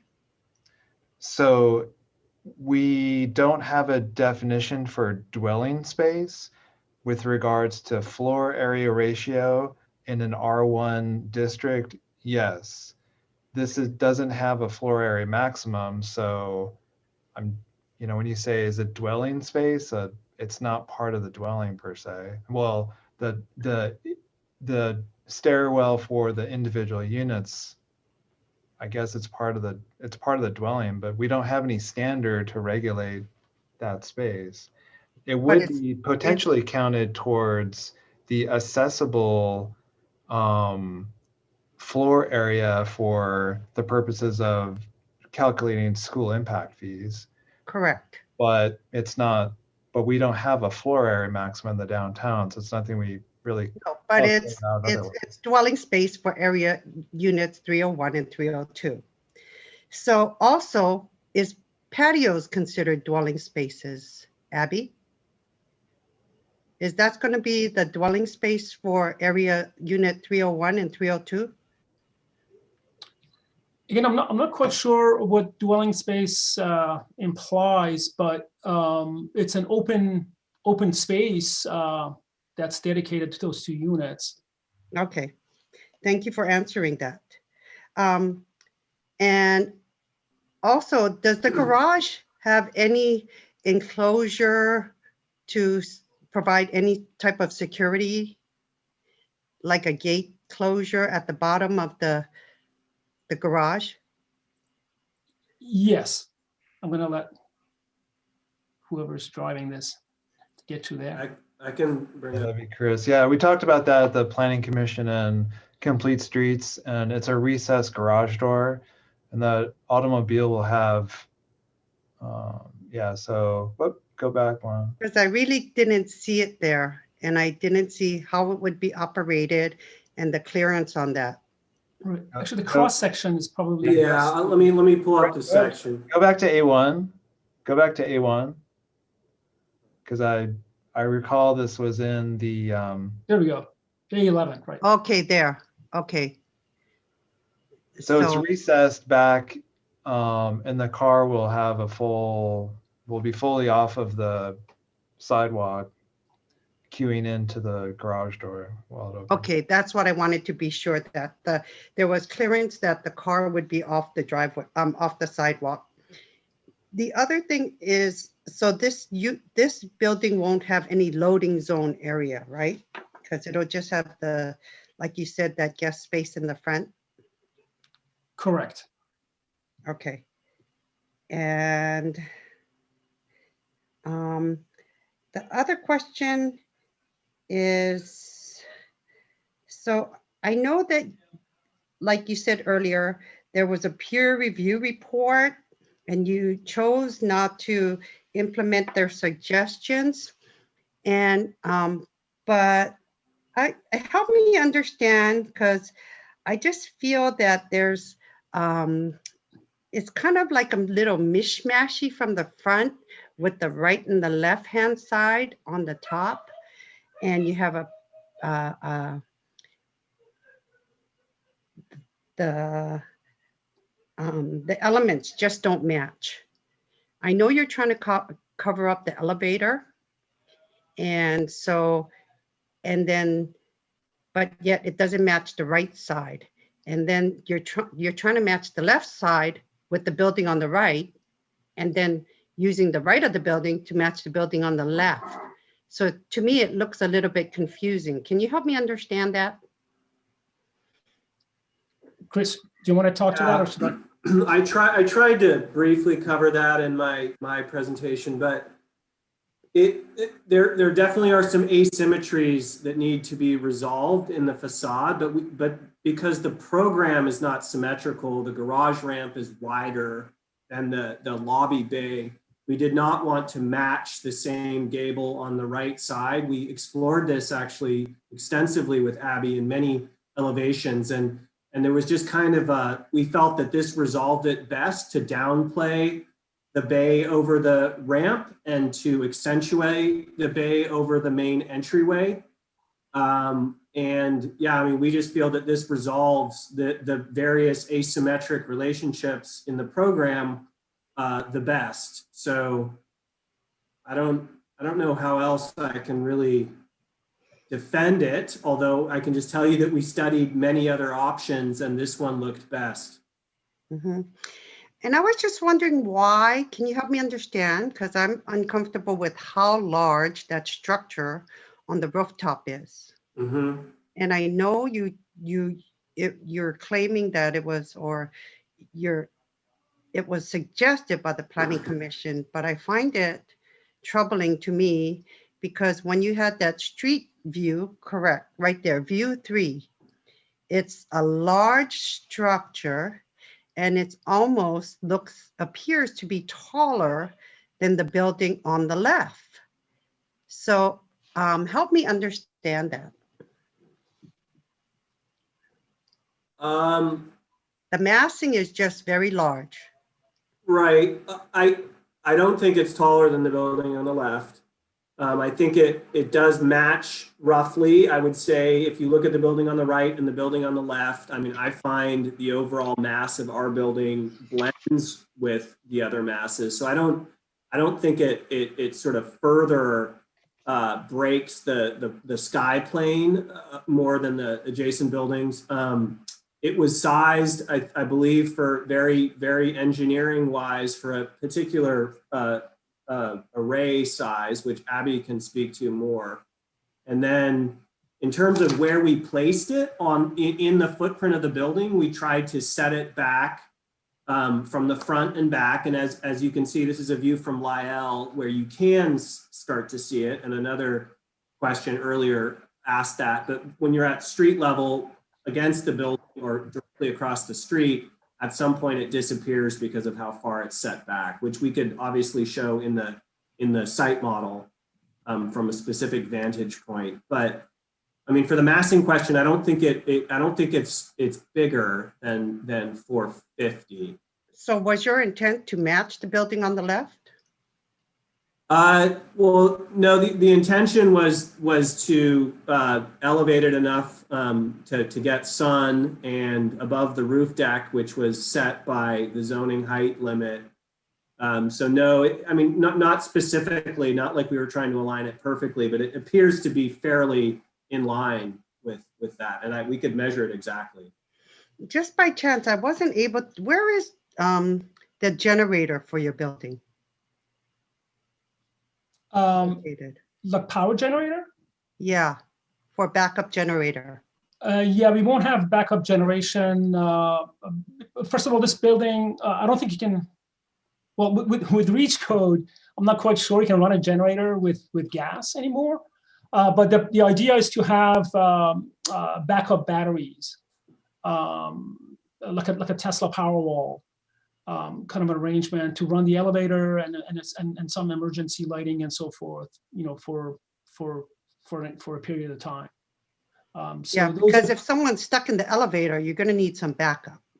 That's right. Yeah. So there will be Powerwall backup. I'm not sure if it's required by code, but we're definitely going to have them.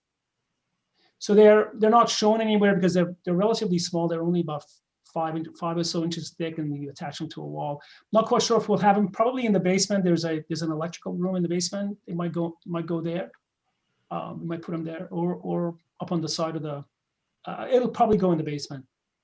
And then just quickly, the reason we're sort of showing these PV panels where other buildings, which will also require them, are not showing them, which will absolutely need to have them, is there's no way you can pass Title 24 requirements these days without having adequate amount of alternative power generation capability.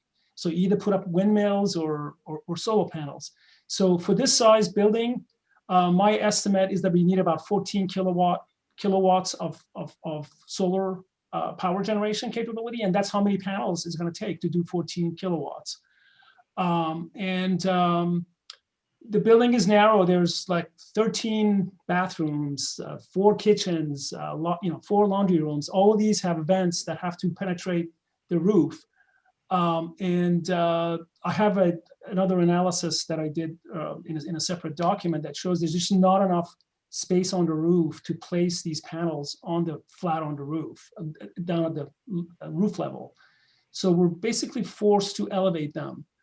And so we elevated them by the amount lower than what the code allows. And we pushed them in the center of the building so it will be least visible from the the surrounding areas, and that's what we end up with.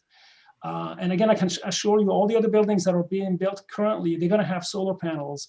They'll probably end up putting them, slanted on the roof, and they will be visible. There's just no way around it. And the other issue with placing them down at the roof level was that they were being shaded by the by 450. That structure actually shades quite a bit of the roof. And then we also have on that roof level, which is somewhat visible, is we have to have heat pumps for heating and cooling, and those units have to go on the roof, and they take up footprint. So it's just a really constrained, building roof area for all of that stuff. Could you help me understand? Because to me, it's not clear why you had to elevate it as high as you did.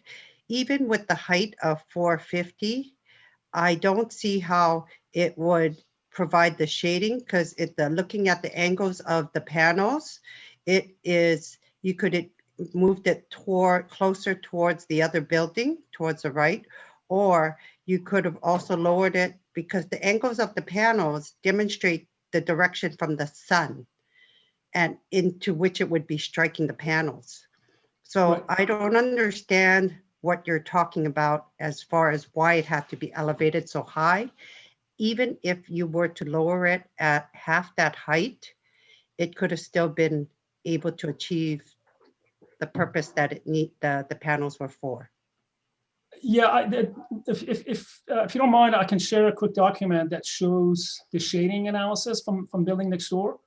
That would be great. So if we elevated them any less, then we won't be able to have those rooftop patios, because currently I think we only have about an 8 foot or so of height under them. So could you clarify that again? You said if it wasn't elevated, you couldn't have the rooftop patios, but the purpose of the photovoltaic panels is a different purpose. No, that's correct. So let me share my document to explain why not elevating them at all is not going to work. Chris, you need to turn yours off. The question wasn't not elevating it. It was, but I'll let you explain. Yeah, sorry. I think somebody needs to unshare their screen, and I'll be. Yeah, that's Chris needs to stop sharing. Oh yeah. He's the culprit. Your architect is the culprit. He always is. There's maybe a little button floating around at the top that says stop share. Yeah, some of these buttons disappear Maybe the host, city clerk, can just disengage them. Let me try. Yeah. And then while you're setting that up, with regards to the question about accessible parking, our code does not specifically address that, but it doesn't say your accessible parking should be above and beyond what the required parking is. And I think it would be a little disingenuous to say, well, those aren't really real parking spaces to satisfy the code, because I think those persons needing those spaces want to be treated equal like everybody else. So it's a requirement per federal and state law, and our zoning code at least doesn't say, well, you need to have these minimum parking spaces above and beyond any required accessible parking. So. Thank you. All right, I'm gonna try to share this. So I have a couple of drawings. There's a lot of information here. I apologize. I try to explain it as best as I can. So the blue line down in the bottom here is the outline of the fourth floor of 450 First Street. And that's relative to ours. This is ours over here. So the reason this element is set back is because their fourth floor is actually set back like 5 foot 7 inches from the property line. So I'm showing two dotted lines here. There's one dotted line, as you can follow my cursor, is the shadow line at noon time, sort of winter time frame. And then this other dotted line here going all the way out to here is the shadow line at 10 a.m. So this is the shade cast by the building next door at 2 different times of the day. Again at noon. So basically, and then this one is at 10 o'clock. And then we also have to have our heat pumps 14 feet away or so from the property line in order to be able to meet the noise ordinance requirements. Furthermore, the stair element also casts a shadow, which is basically here. This is a shadow line at noontime again. And the orientation of these panels, this is for optimal orientation, looking due south, if you wanted to get the maximum output out of them. And again, this completely discounts roof penetrations from the plumbing and vents and so forth.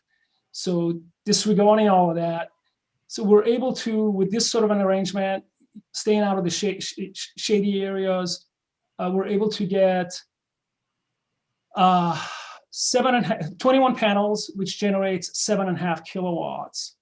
And our goal is to get 14 kilowatts, and that's what we're going to need. That's 39 panels. So then let's say we say, well, let's not try to position these panels optimally. Let's just try to cram in as many panels as we can on the rooftop. And that brings us to this diagram over here. So yeah, we can get 25 panels, possibly. Again, disregarding any issues with plumbing vents and so forth. So that'll gets us up to about 9 kilowatts. Again, we're quite a bit short of 14. So at this point, we're basically forced to raise the panels off the roof. We're raising them. I think the code allows up to 12 feet of additional height for panels. And I don't believe we're taking advantage of that entire height, but we're getting it up somewhere around 11 or so feet. But actually, the panels could have all been aligned down the middle. Yes. So if we eliminate it's still the outdoor space for out those of the units, the line of shadows of both buildings. Yes, that would require that we would get rid of, that would eliminate the outdoor space completely for those units. Okay, thank you. That answers my question. Sure. Okay. Thank you, Mayor. That's all the questions I have for now. Okay, I'm going to go to the Vice Mayor. Do you have any questions for anybody? Mayor, I have no questions. Okay, I'm going to try and be brief. My first one is actually, and this is just to partly make me smarter than I am. I always like to learn from every project. On page 6 of the staff report, there's a comment about one lot for further subdivision. What is that? What does that mean?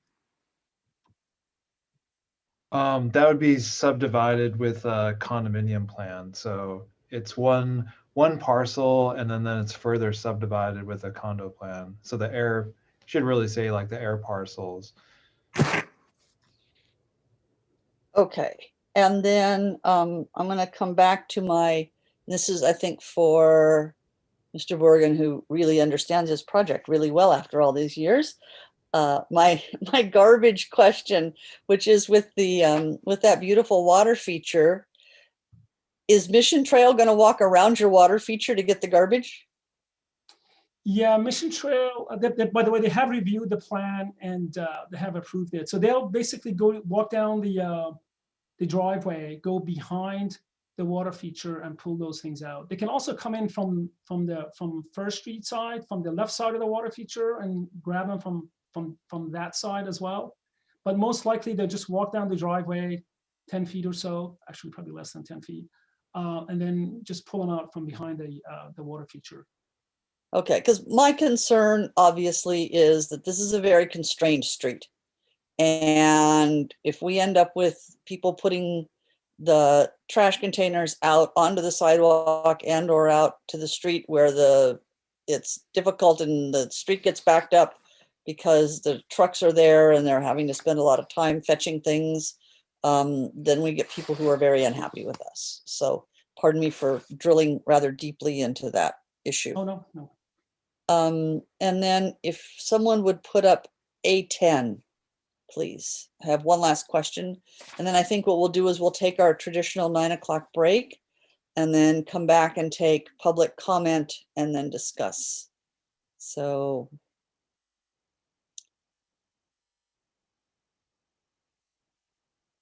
Beat me to it. I had it going and couldn't hit the share screen fast enough. Somebody's very fast. Trigger finger. So what I'm confused about here is I'm just going to say in the upper right-hand corner of the drawing of the section, there is a dotted line that appears to show part of the profile that looks a lot like the gable. And I don't know what that represents because it's part of inside the regular part of the floor plan of the building, as far as I can tell. So go from your cursor, go up, right to the left of there, right underneath there. Yeah, what is that? That's I believe it's the roof element over the balcony, right? Yes, that's the roof element in the middle section of the front elevation. Yeah. So Okay, you're seeing you're seeing a cross section and only the cutaway, and they're showing kind of beyond that is that roof element. Right. What I was trying to get to is, of course, the elevations are very flat, so you don't get any of this depth. And I could not imagine what that really was. So if you can now go to an elevation and tell me where is that angled piece? There's those like middle bays on the 3rd floor. Because that's obvious, apparently what the fire department is relying on for access.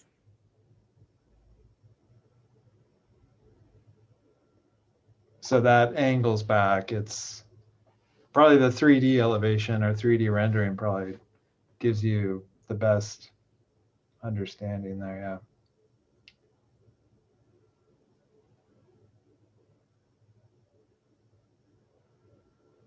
So the fire department needs to have access on one side of the building, and they have this minimum maximum distance and angle for the ladder trucks.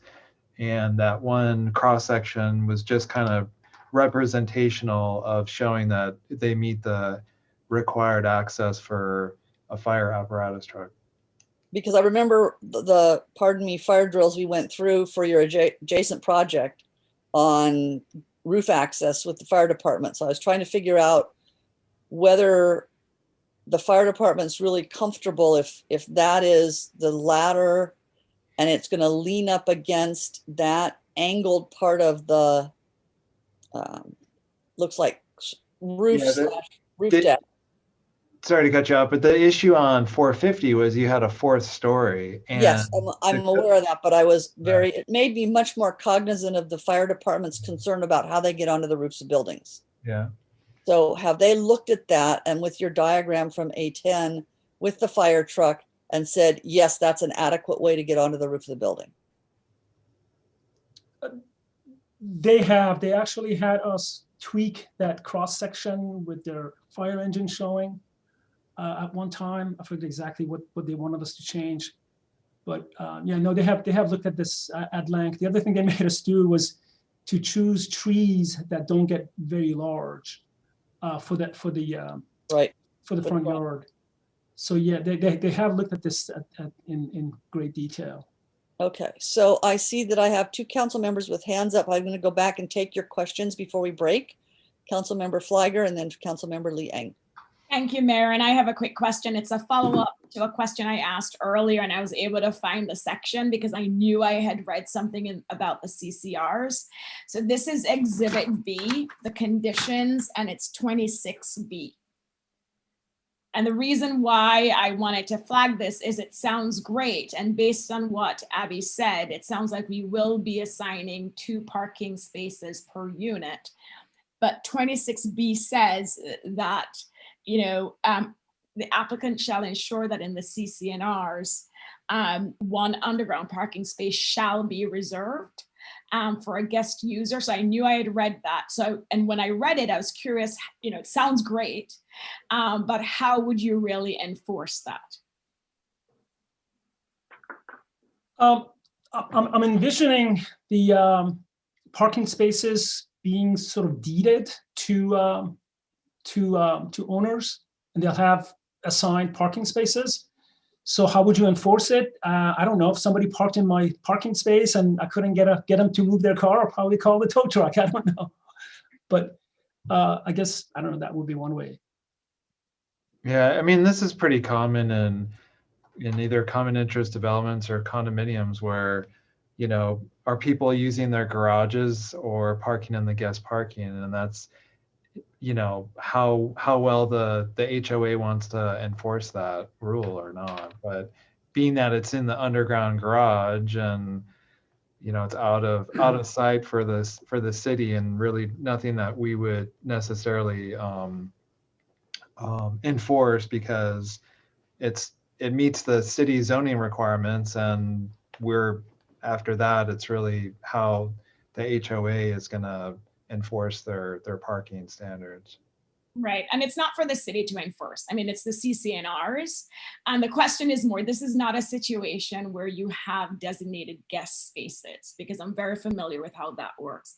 Based on what Abby explained, each unit would be assigned 2 spaces, none specially reserved for guest parking, but the CCNRs, which they would enforce, not the city, says, 1 shall be reserved for guest users. So I just wanted, it sounds great, but I know, there's really no way to enforce it.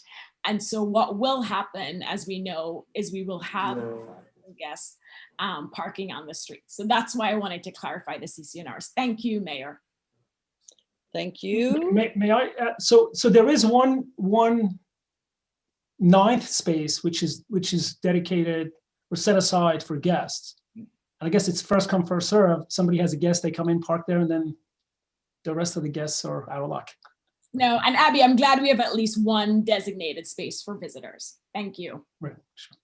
We would offer more, but to be honest, it's extremely challenging, and there was just no other way to add more parking to this site. Councilmember Liang. Thank you, Mayor. Quick question. Back to Chris. Chris, you explained, and I'm going to go back to Councilmember Weinberg brought this up, and you explained why you wanted the solid paneling on the 2nd floor, because you were concerned about the lighting. If you look at the building on the left, which you also designed or assisted in, your 2nd floors had a partial and yet still had the design railings on the top above. Is there a way that you can do something similar to make it match here? So that way the railings on the right and those above. Do you understand what I'm trying to say, Chris? Or do you need to unmute? You're muted, Chris. Unmute. Okay, sorry. I think I understand what you're saying, and let me repeat it just to be clear. So we do have these solid railing elements on the 2nd floor, which you're noting matches this, but then you're saying we also have more transparent bays on the corners? Or at the above you have it above it on the 2nd floors. You see it? You had your, go down the left, and then go to the balcony on the left, right there. Yeah. And see how you added more transparent? You had a solid and a little bit more transparent to match. So like the one that you have on this building is all bulk, and right. It's just too heavy. So either you have to somehow make it match or trying to clean it up a little bit? Would it be possible? You understand? I understand what you're saying. I mean, Then it'll match the railings at the top and the right. yeah. Well, one, I would just say that I don't think there's a specific, I can't find a great reason to quote match the building to the left if it. Well, not match it, but to somehow have some sort of continuity with the designs above and to the right. Yeah, I mean, I understand what you're saying. I personally, I mean, Abby actually addressed this comment last time, and I completely agree with, the functional reason to do it. I also think that the thickness and dimension of this lower band actually helps feel like it carries across, it carries the weight of the building, because you have so many like perforations on the bottom, like the ramp hole and the entryway hole, that I actually think if this got too narrow, it would feel like it wasn't carrying the mass of the building. And that's just, I mean, that's my architect's comment, just in terms of how it visually reads. So that was another reason. I mean, I could see putting a small like metal, maybe ending the wall at 36 inches and then having at 42 inches, which is your guardrail required protection. You could have a metal bar or something that kind of spoke to that detail. I mean, I could see that maybe making some sense. I mean, I'd want to get Abby's feeling on it, but I don't personally think that you're really going to notice that the building to the left is detailed, differently. I think it should be detailed differently. And I think we should just kind of see our building as a composition and critique it on its own. Right, but I was just looking at the massive concrete right in the second floor. Yeah. Okay. Yeah. Okay. The stucco. Yeah. I don't. Again, I mean, it starts to get a little bit subjective. I totally respect that everybody. Just suggesting. Thank you. Yeah. Okay. Do we have any other questions from council? Then at 9:16, I'm going to ask for a 10-minute break, and the patience of our attendees who may want to speak on this, we will come back at 9:26 and take your comments and input. Thank you.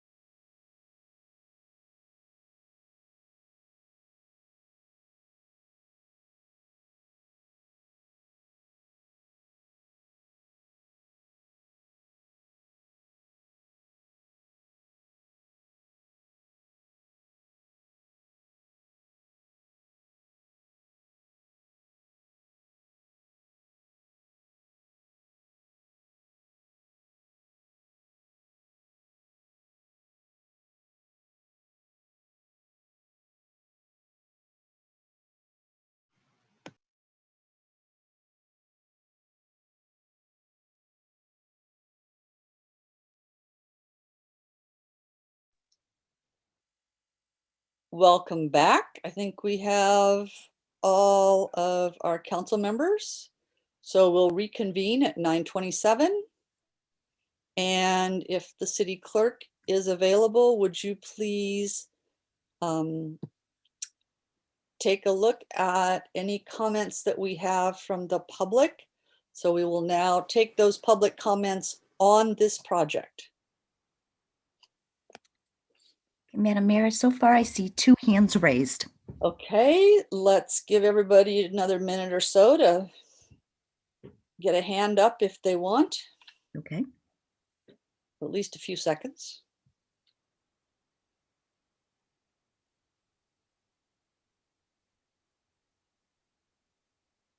Okay, don't see anybody else. So City Clerk, it's up to you. Okay, so the first one looks like either a call-in or a computer, and the last 4 digits are 0272.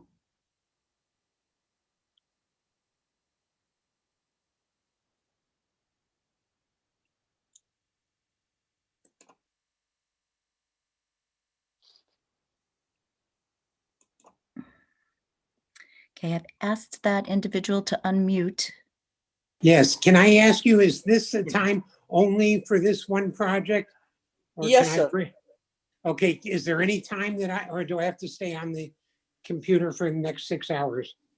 Well, was there something else on the agenda you wanted to speak to, sir? Well, I tried to. I've been trying to do the computer for the last 2.5 hours and haven't Yeah, seen it. I thought you were maybe trying to speak on items not on the agenda. That's correct. So if you don't mind, we're going to take any other comment on this item, and then I will, as soon as I've closed the public comment on this, I will interrupt and take your comment. So please stand I would by. appreciate that. Thank you. You're welcome. The next speaker would be Phil Underwood. Hi, thank you. Can you hear me okay? Yes, we can. Okay. I live at 396. I'm on the homeowners there. So a couple of things. Firstly, Abby, we look forward to you being a great neighbor and everything going well. Just one thing to make sure we're in agreement, Abby. I think you kindly sent an email to Tri-State, the manager homeowners, that we are pending an engineering review and also an agreement between the 2 properties that also addresses easement for both properties. So there are some things that are still open, pending agreement between your development and 396. Is that correct?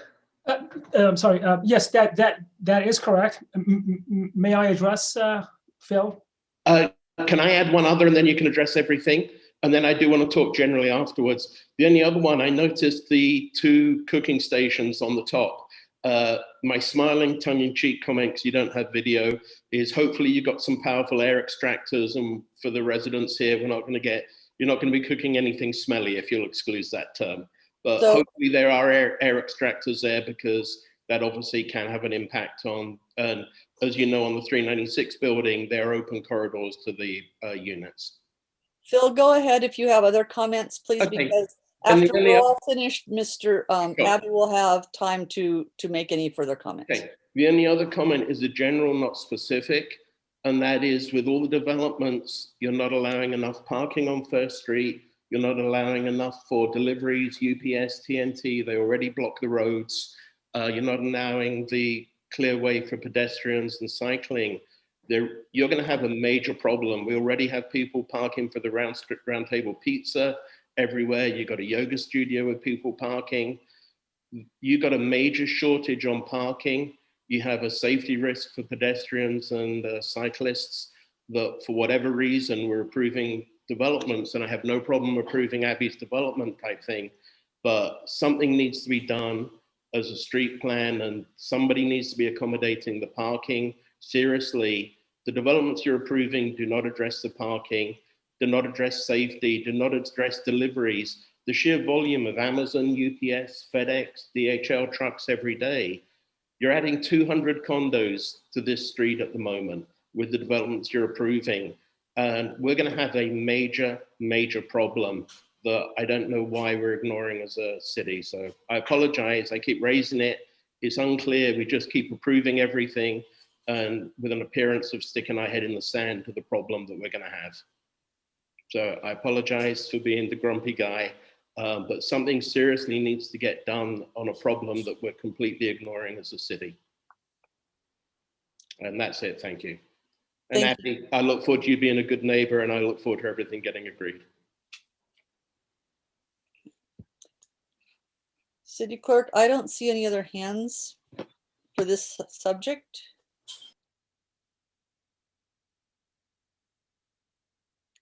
I'm sorry, I do not either. Okay, then I will close public comment, and just momentarily, I would like, with your indulgence, group, to suspend comment here and to take the long delayed and patient number 2102. Please unmute and we'll have this person speak on items not on the agenda.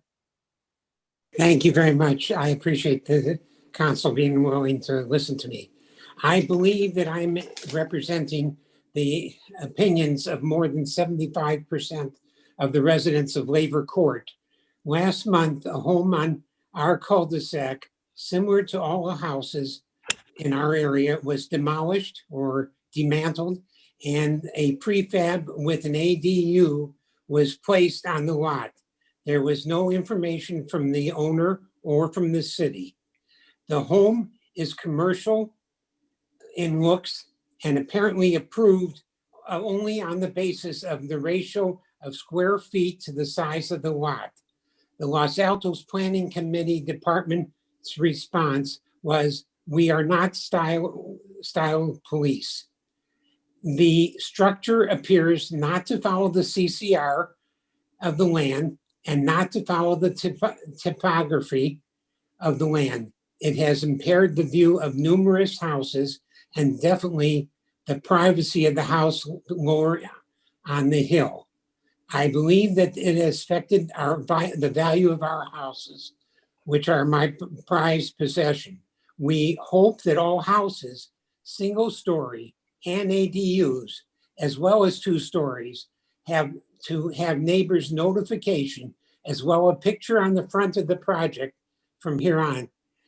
It was very interesting to listen to Councilman Weinberg, and he pointed out that you were going to have a gable in front of the elevator so it wouldn't show.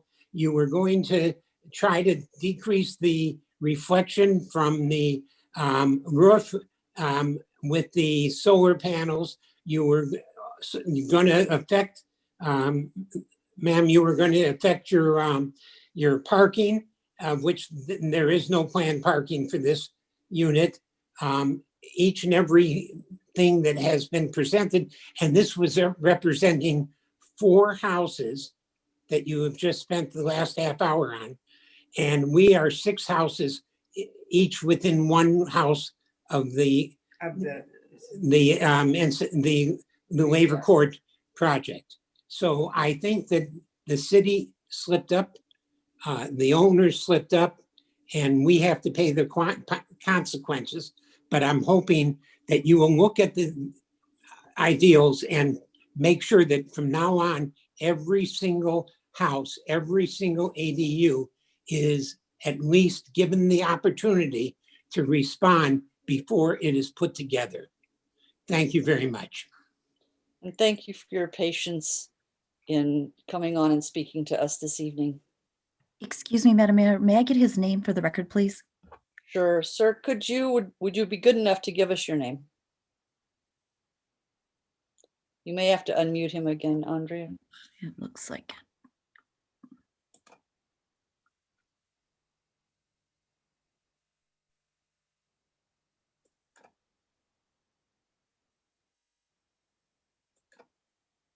Did you get it? No, sir, I didn't. I'm sorry. Okay, it's Jack Levin, L-E-V-I-N.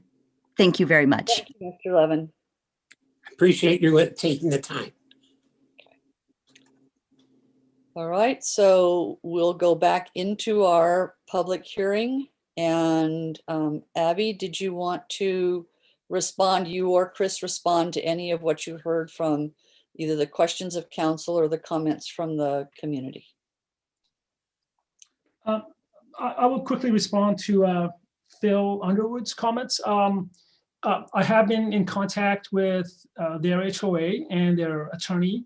We're basically in agreement in terms of how to move forward in terms of closing the gap between the buildings and allowing access to their building for future maintenance and so forth. So I don't see any sort of any blocks or any issues at all. The only thing their attorney has asked is for structural plans for some of the components. And at this point, unfortunately, we're not far along enough to have structural plans. But as soon as we do, we'll offer it to them, and hopefully be able to execute an agreement. And as far as the barbecue, that's an interesting comment. I don't see any issues with having some kind of a hood above them. Heat typically rises straight up, but in a windy day, I could see, I guess, the barbecue smell drifting sideways. So yeah, I'm okay with actually adding vent hoods on top of those barbecues. That's all I have. Thank you. All right, I'll bring it back to council. Does anybody want to weigh in as the first commenter?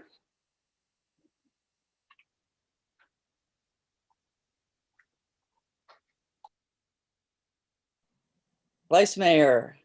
All right, I've been quiet a long time, but I didn't have any questions. I just do want to state for the record that I was on Planning Commission when this came for, I think it was July 2019. That was a very different project at that point. Thank you to the applicant for sticking with it. I also want to mention that I listened to the Planning Commission and Complete Streets review of this project in December, which is probably why I didn't have so many questions, because I heard it through that. I heard a lot of this covered in that meeting. So if I understood the discussions and Mr. Golden correctly, this project meets all our standards with the exception of the, sorry, I dropped my little rock there. With the exception of the gable, which rises a little bit of the height. The gable was increased at the request, the advisement of the Planning Commission, and I think that was good advice. It does cover the elevator structure behind it. So and it accounts for apparently 3.4% of the roof area per the staff report. So it's a very small non-compliant intrusion. So there was quite a bit of discussion or questions around the architectural style.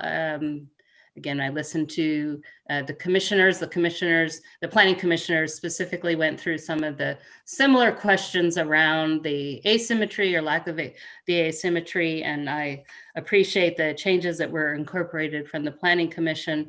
And I wanted to actually add, I think, sorry, I'm looking over here at one of the diagrams.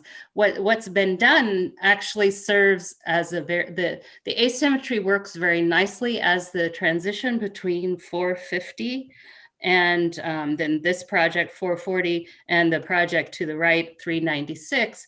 Because if you look at 450 to the left, it's a very straight structure. Then you have the gable on 440 that borders it. And then on the right side of 440, you have the very straight structure. And then at 396, you have a bunch of gables going on again. Sorry, this is I'm not an architect, obviously. What's your first clue? But anyway, it actually transitions. Instead of having the building have all these straight lines, and then there's abrupt change in the middle of this building, and then all the gables on the side, this actually I didn't hear anyone express it either in the Planning Commission meeting or in this meeting, but to me, this actually transitions between a very straight building and a very gabled building, and it does it very well. I think that the architectural look is very good. I actually love the modern Mediterranean look versus our external peer review, which really recommended a lot of busy details, which I think the Planning Commission was very right to recommend against. I do have some comments about the external peer review, but I'm not going to make them here. We can discuss it at some other point. But so I actually think this there's a good job been done on this project. I have looked at the space. It's clearly one of the smallest projects. It's certainly the smaller one in between, either on the side or across the street. So, you know, bulk and mass is not really an issue here. So I actually wholeheartedly support the project, and I wouldn't make any changes from what's in front of us tonight. That's just my feedback, and I will stop there. Thank you. Councilmember Flagger, you want to go next? I will. Thank you, Mayor. And I'll start off by saying I agree with the Vice Mayor that I do like the design of the building, and I'm happy that they incorporated a lot of the feedback they heard from the Planning Commission. And as we know, our Planning Commission has a lot of experts in that area. Two changes that I would like to see, and I think Abby has already agreed to one, is adding the vent hoods that Phil Underwood had asked about. And then the other thing, Abby, and I know I hinted at it earlier, was maybe to add some bike racks to the garage, just to encourage more cyclists and to avoid them having to bring their bikes up to their units. I was disappointed that you went to 4 units from 7. We need as many housing in our community as possible. And if we could have gotten some BMRs with it, it would have even been better. So I have to admit, I was disappointed to see you go back to 4 units. Just to touch on something else Mr. Underwood talked about, and this is not necessarily to you, Mr. Borgen, but it's just the idea of, a broader discussion about having a parking solution for downtown, and with the number of developments going up on First Street, which we welcome and we are happy to see, but just thinking more, at a very high level, parking solution and streetscaping, and how to really beautify that area of the community. And then what else do I have on my list? I touched on the bike racks, and that's it. I think this is a great project as well. I'm ready to support a motion to adopt the resolution with some tweaks to the resolution for us to move forward. But thanks, Abby. Thanks for being so responsive to all the changes that were requested. And I hope we can also add a couple of bike racks. So thank you. Thank you, Councilmember. Councilmember Weinberg. Thank you, Madam Mayor. I largely agree with everything that has just been said. I actually really like the placement of the gable. I think that raising it a little bit actually gives it a little more symmetry with the height of the gables on 396. And having the gable on the opposite side of 396, I think makes an interesting and nice transition between the two buildings. This building really is kind of unique for the area. Not just because it's not very wide, but because it's right at the edge, right at the end of a street. Most of the buildings, people are going to walk by, or they're going to drive by, and they'll be looking at it from the side. But this really is a building that people are going to be looking at straight on as they're walking up or driving up Lyell. And I really appreciate that the applicant and the architect, I think, have taken a lot of time to address that issue, not just visually how it looks as you're approaching the building, but also how do you minimize the impact of that traffic for the people that are residing in those units. I think that this is a very clever building. Clearly, there are some unique challenges because of the size. The parking lot clearly demonstrates that. I would vote to approve the building. I think that it meets all the standards, and I really appreciate all the work that the applicant and the architect have put in.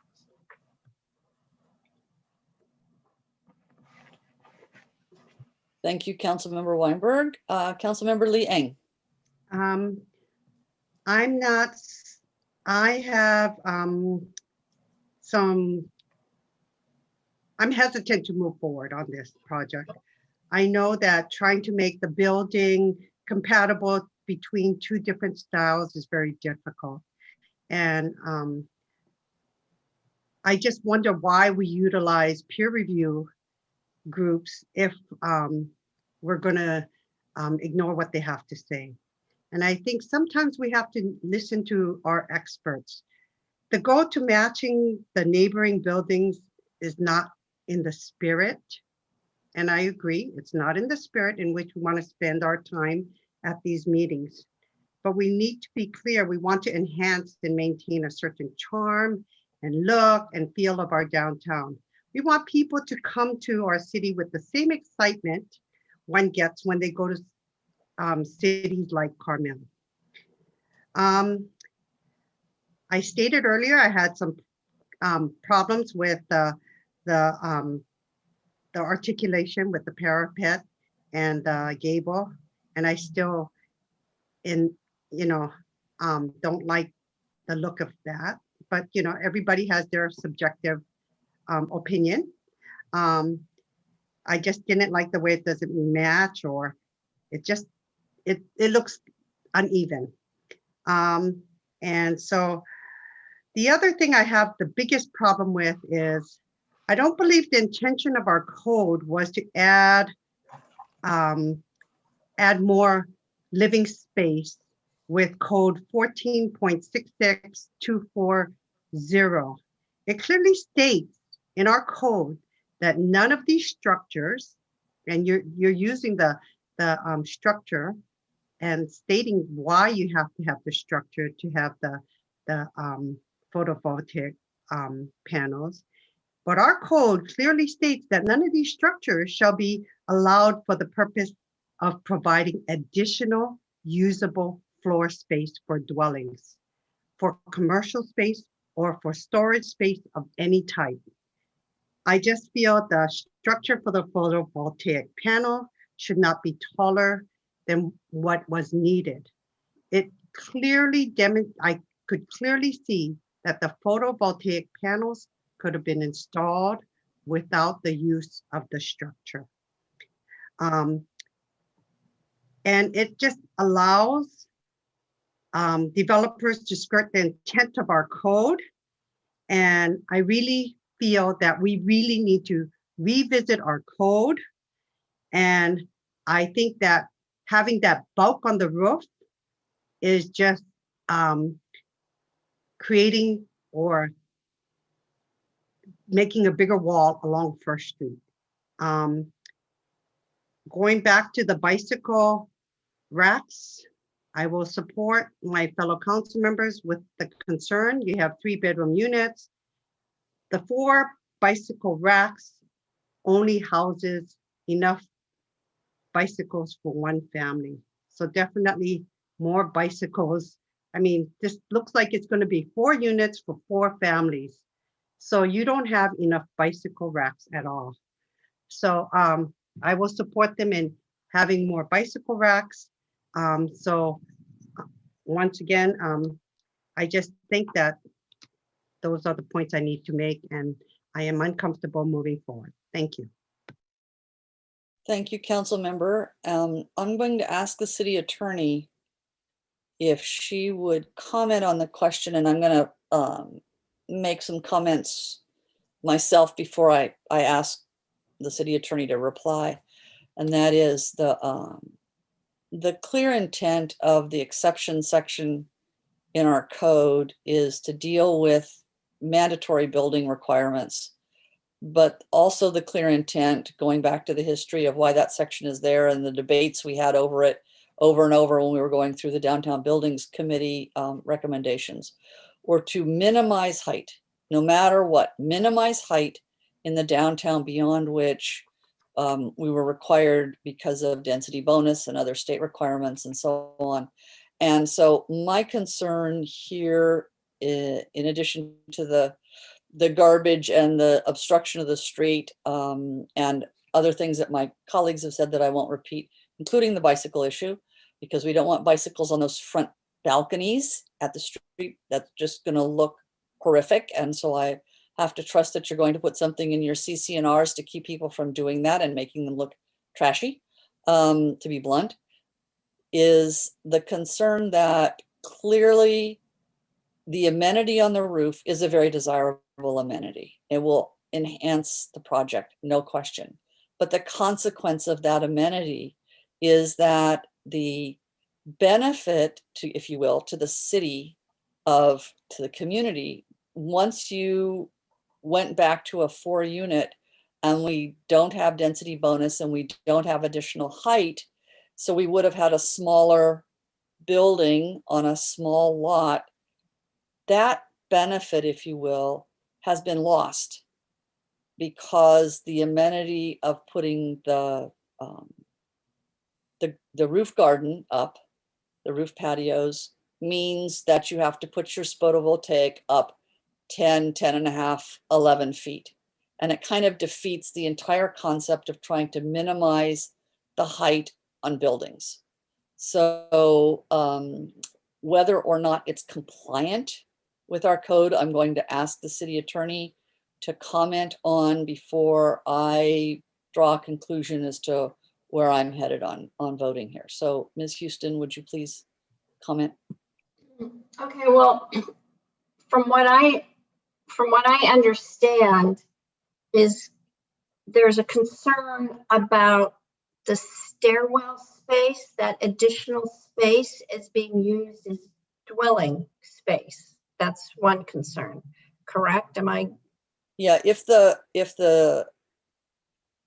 and then not the height issue. I need to parse these out. Yes. Yeah, but if the as I understand it, and I'm going to ask Councilmember Liang in case I get this wrong from what she has stated, if the additional stairways that go from the 3rd floor to the roof provide or allow for additional dwelling space, then is that contrary to the exceptions allowed in 1466-240? So, And the last sentence in the so code. yeah, and I want to be clear. Mr. Golden, excuse me, I did ask if the council member would please modify in case I didn't get it quite right. So if she has additional comments, I want to take that and then turn it back to you. And our last sentence in our code clearly states, and I'm going to read it again, clearly states that none of these structures shall be allowed for the purposes of providing additional usable floor space for dwellings, commercial space, storage space of any type. So, Steve, Mr. Golden, before you speak, how I think we can address Councilmember Lee Ing's concern is we add a condition of approval that the stairwell space shall not be used for additional dwelling purposes. Would that address that concern? Not for me. You're setting a bad precedent, and also you're allowing this whole patio. So you're allowing someone to skirt the issue to utilize this to create another floor. And this will set a bad precedent going forward for all other developments. No, each development is addressed on each project as proposed based on the plans and the evidence presented. So I don't think this would be a precedent. I also don't think that stairwells are ever used for dwelling purposes under the building code. And so I think to address your concern tonight is we add a condition that stairwell space on whatever site plan, sheet A8, A6, whatever it is, shall not be used or counted for dwelling space. I think So that having another cooktop and having another sink doesn't provide for another amenity for a dwelling space. I'm just saying we're on a slippery slope here, and I don't like the direction you're going. I'm trying to resolve this concern. And so what I'm trying to do is find something that will address this, but I'm not seeing that this is going to, as right now, I don't see it allowing additional dwelling space. I don't think that would be allowed, but I can defer to Mr. Golden and Ms. Simpson too, because this is a building code issue and it's not really a zoning issue. One issue you have is the height, and then one issue is the use of a stairwell as habitable space. And that is not going to, I don't see that as going to be precedent, and I can defer to the applicant to speak to this, but I don't see how a stairwell is going to be used as additional dwelling space. But I have a problem with deviating from our ordinance. That's what I have a problem with. I don't think we're deviating from the ordinance, but I'll defer to Mr. Golden at this point, or Ms. Simpson. So I'd like to ask Ms. Simpson to comment here. Yes, I would say under the building code, when we look at habitable dwelling space, we exclude or we do not count, stairways, hallways. Hallways, bathrooms, kitchens. So under that definition, which is under the building code, then we would not count that stairwell and that additional space as dwelling space. It wouldn't follow the code definition. So you're reading from the building code. Yes. And yes, and under the building code, when you're calculating square footage of habitable space for occupancy, like building code occupancy limits, because there's been case law on this, but occupancy limits, they don't count closets, hallways, bathrooms, and kitchens, but they will count living rooms, family rooms, bedrooms as habitable space, so you can have more than one family in a 1 or 2 bedroom apartment, because they look at what the habitable space is. So for further protection, I was suggesting that we add a condition of approval that would make for sure that this space would not be used as for dwelling. So I was trying to do a belt and suspenders for this, and it would not be creating precedent. So I think the issue that we may need to resolve in the longer term is that the way dwelling space is used in our code under that exception clause is not defined. And we probably need somewhere to define it or to revise that to make it more clear. A separate policy question would be if this kind of situation enables the use of an exception that would not otherwise be available. That's a separate policy question that we can't address tonight. So that being so, I'm just going to go back to. Could I clarify something? Yes, just a moment. I'm going to go back to Councilmember Lee Eng just to have one more comment, and then I think we need to move forward. I do not agree with the points that was provided by our planning director as well as with our city attorney. If you look at A3 and you look at interior space, 2,048 square feet. It was everything, hallways, stairways, entryway, all counted as part of square footage. I'm sorry. The only thing that was not included was the deck, and that's 366 square feet. But the deck, I'm saying that it's counted for the square footage of the unit but it would not be counted as square footage that would be allowed for dwelling. So there, you A have to square look at it footage that of a way. unit is a square footage of a dwelling, and we can agree to disagree. Well, we will agree to disagree, but for building purposes or for square footage is what they say, how big the unit is. That's one thing, but you're under the building code, and I think Ms. Simpson would agree with me, you would not be able to allow people to have bedrooms in stairwells or hallways.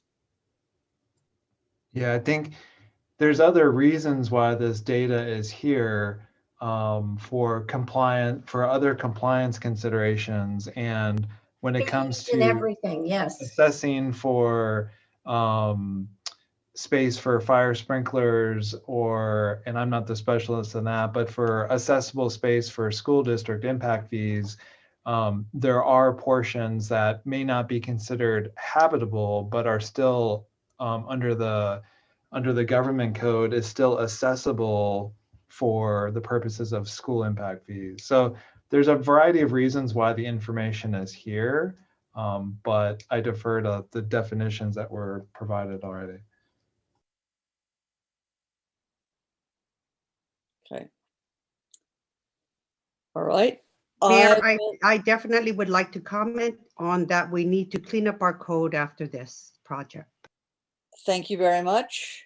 And I think I'll close comments. I think we've had enough discussion here. Is there someone who would like to make a motion? Vice Mayor Meadows, you're brave. Well, I might have to call on some help for some of the specifics, but let me make, actually, does Councilmember Flagger want to? No, Vice Mayor, don't. Mayor, could we have the applicant respond to the bike racks request? Yeah. Oh, certainly, council member. Mr. Bogan? Yes, hi. I was looking for a drawing I had I couldn't find, but I just sketched something quickly while we were talking. If I may just share my screen, I won't take very long, but I want to show you where there's actual space available that we have been considering for both storage and additional bike storage, as well as just general storage. See these red areas?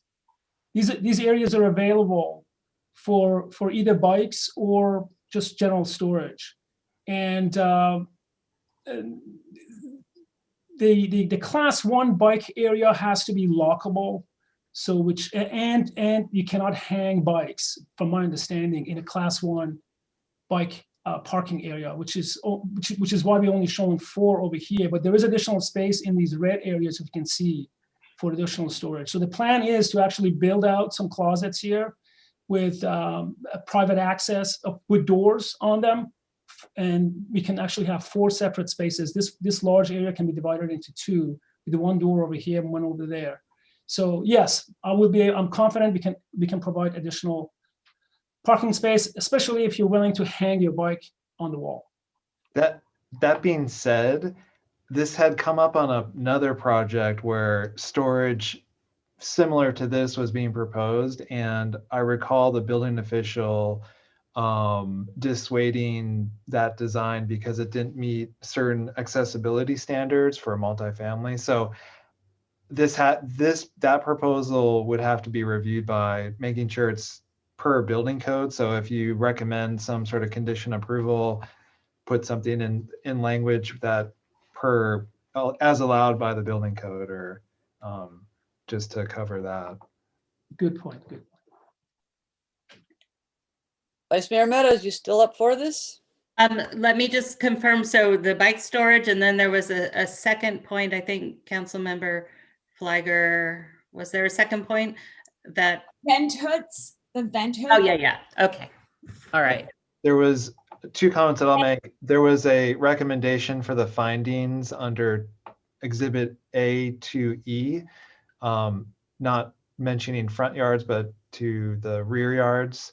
And I would also mention, just so our bases are covered, about the allowing for the easement to Foothill Expressway for emergency access only for the benefit of the fire department if the county roads agrees to that. Well, and Council Member Flagger mentioned she had other cleanup things. So I mean, we don't. So do we want to have? I'll be quick, Vice Mayor. So I think in the resolution, it should be 1,000 right now. I think it says 100 in a couple places. And then also in Exhibit A, the first paragraph, it says supporting. I think we need to insert the word documents there. So in the 7th and 9th, whereas clauses for the reso, I think we should have 1,000 feet in those sections. And then intra paragraph Exhibit A, insert the word documents after supporting. And Stephen just covered. I'm going to actually suggest maybe you do this because I'm not following where in, all the documents this is. So I'm not going to be able to do it the same justice. So why don't you go ahead and take the pass? And can we get either the city attorney or Mr. Golden to verify the comments that Councilmember Flagger has made about those corrections? No, one thing I wanted to say was about because the fire emergency access is very important to many of you. Steve, I think that's condition 25, emergency access easement. Is that the condition that we need to amend, that if should we add it there? Amend that condition? It says that shall obtain emergency access. So that's a different one.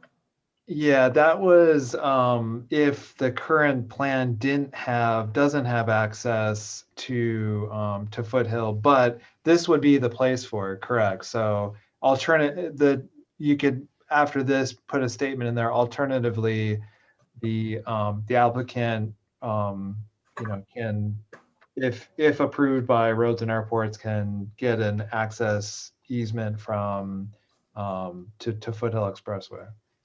The other thing that I noticed is we don't have a condition, at least I haven't found it when I read through it, about the bicycle. If we're going to change the number of bicycle storage, and then add that sentence about the racks as, if approved through the building, if they're approved through the building code. Should we add a new condition, or what condition should we amend to add the bicycle? Because I'm not seeing bicycles in the conditions of approval. Well, the plan has more than what the code requires at this point, or our guidelines. So that would be part of the motion I'm hearing. And then we would need to add a new condition about additional bicycle racks if they can meet the code. Is that what you're saying? That's up to the council members. It's not, again, we're kind of going beyond what the requirements are. So yeah. And then I do want to bring up that we can add another additional condition that the stairwell should not be used for any sort of habitable or dwelling purposes if the council wants to go there, just to make sure that it's clear. But those are my changes for, I'm just trying to, we've got 52 conditions of approval. We are going to need to amend some of those, so the motion better be clear. And then the motion should be clear about what we do with the resolution. And I know there's some whereases where there's 100 and it needs another 0 after it. I've got that noted, but I'll turn it back over to the council, but just for the motion to be very clear. And City Attorney, are you still comfortable with this level of changes that we could go forward with the motion tonight? Yes. Thank you. Councilmember Flagger, you want to take a run at this? I will. Stephen, can you pull up that recommendation slide that you shared in your presentation? Yeah. Sorry, there's a lot of windows open up at this point. I think that we all do. One sec. Share. Which screen is that? Okay. You're talking about this one? Yes. Okay, there I go. All right, so I move that we approve the design review, and it just disappeared, and tentative subdivision map subject to the findings and conditions in resolution number 2022, that's included in our packet, related to 440 First Street, Los Altos, with the following amendments. In the resolution, the 7th and 9th whereas recitals should change the 100 feet to 1,000 feet. In Exhibit A to the resolution, in the first paragraph, after the word supporting, we need to insert the word documents. In section 2E of the same Exhibit A, we need to also add and rear yard area after we mention the front yard area. We also need to amend the conditions to include the following additional conditions of approval. One is for the applicant to install vent hoods for the outdoor patio areas for the 2 units on the 3rd floor, to increase the number of bike storage in the parking garage, subject to review and approval by the building official. Third condition amendment is to make clear that the stairwell shall not be used as habitable space. And then the fourth would be the additional condition of approval to allow a pedestrian emergency access easement at the rear of the parcel per county fire department, and if allowed, per the roads and airport department. I think that's it. Did I leave anything out? Vice Mayor? Don't we also have to say that the project is categorically exempt from CEQA? So amended. Yes. And I have a question for the city attorney before we move to a second for that motion. And that is, do we need to say anything about the engineering issues with the adjacent property? No, I think that's something that We're legally covered if that's entirely handled between the 2 property owners? Yes. Okay. And with respect to the tree in the back, and I realize that that is not on the applicant's property, that is on county property. Is there any possibility that if there is an oops or a problem with that trees as a result of the construction, that they can be required to replace it? And can we do that if it's not on their property? Condition 4 is tree protection and mitigation. So it references the arborist report, right, and requires tree protection measures. So, but tree protection measures can have oopses. yeah, I mean, we have our ordinance that would protect the trees. So, right, but the tree is not on the applicant's property. So it doesn't matter. Okay. No. And I would be cautious too, because it's county property for us to dictate what we want the applicant to do if something were to happen to the tree. Yeah, that's why I'm asking the question. Yeah. But our code doesn't say, I mean, it addresses if you damage somebody else's tree and they, yeah. Right. Okay. So do we have a second to the motion? Vice Mayor Meadows? I second the motion. Okay. City Clerk, would you call for a vote, please? Sure. Councilmember Lee Ing, No. Councilmember Weinberg, Yes. Councilmember Fliger, Yes. Vice Mayor Meadows, Yes.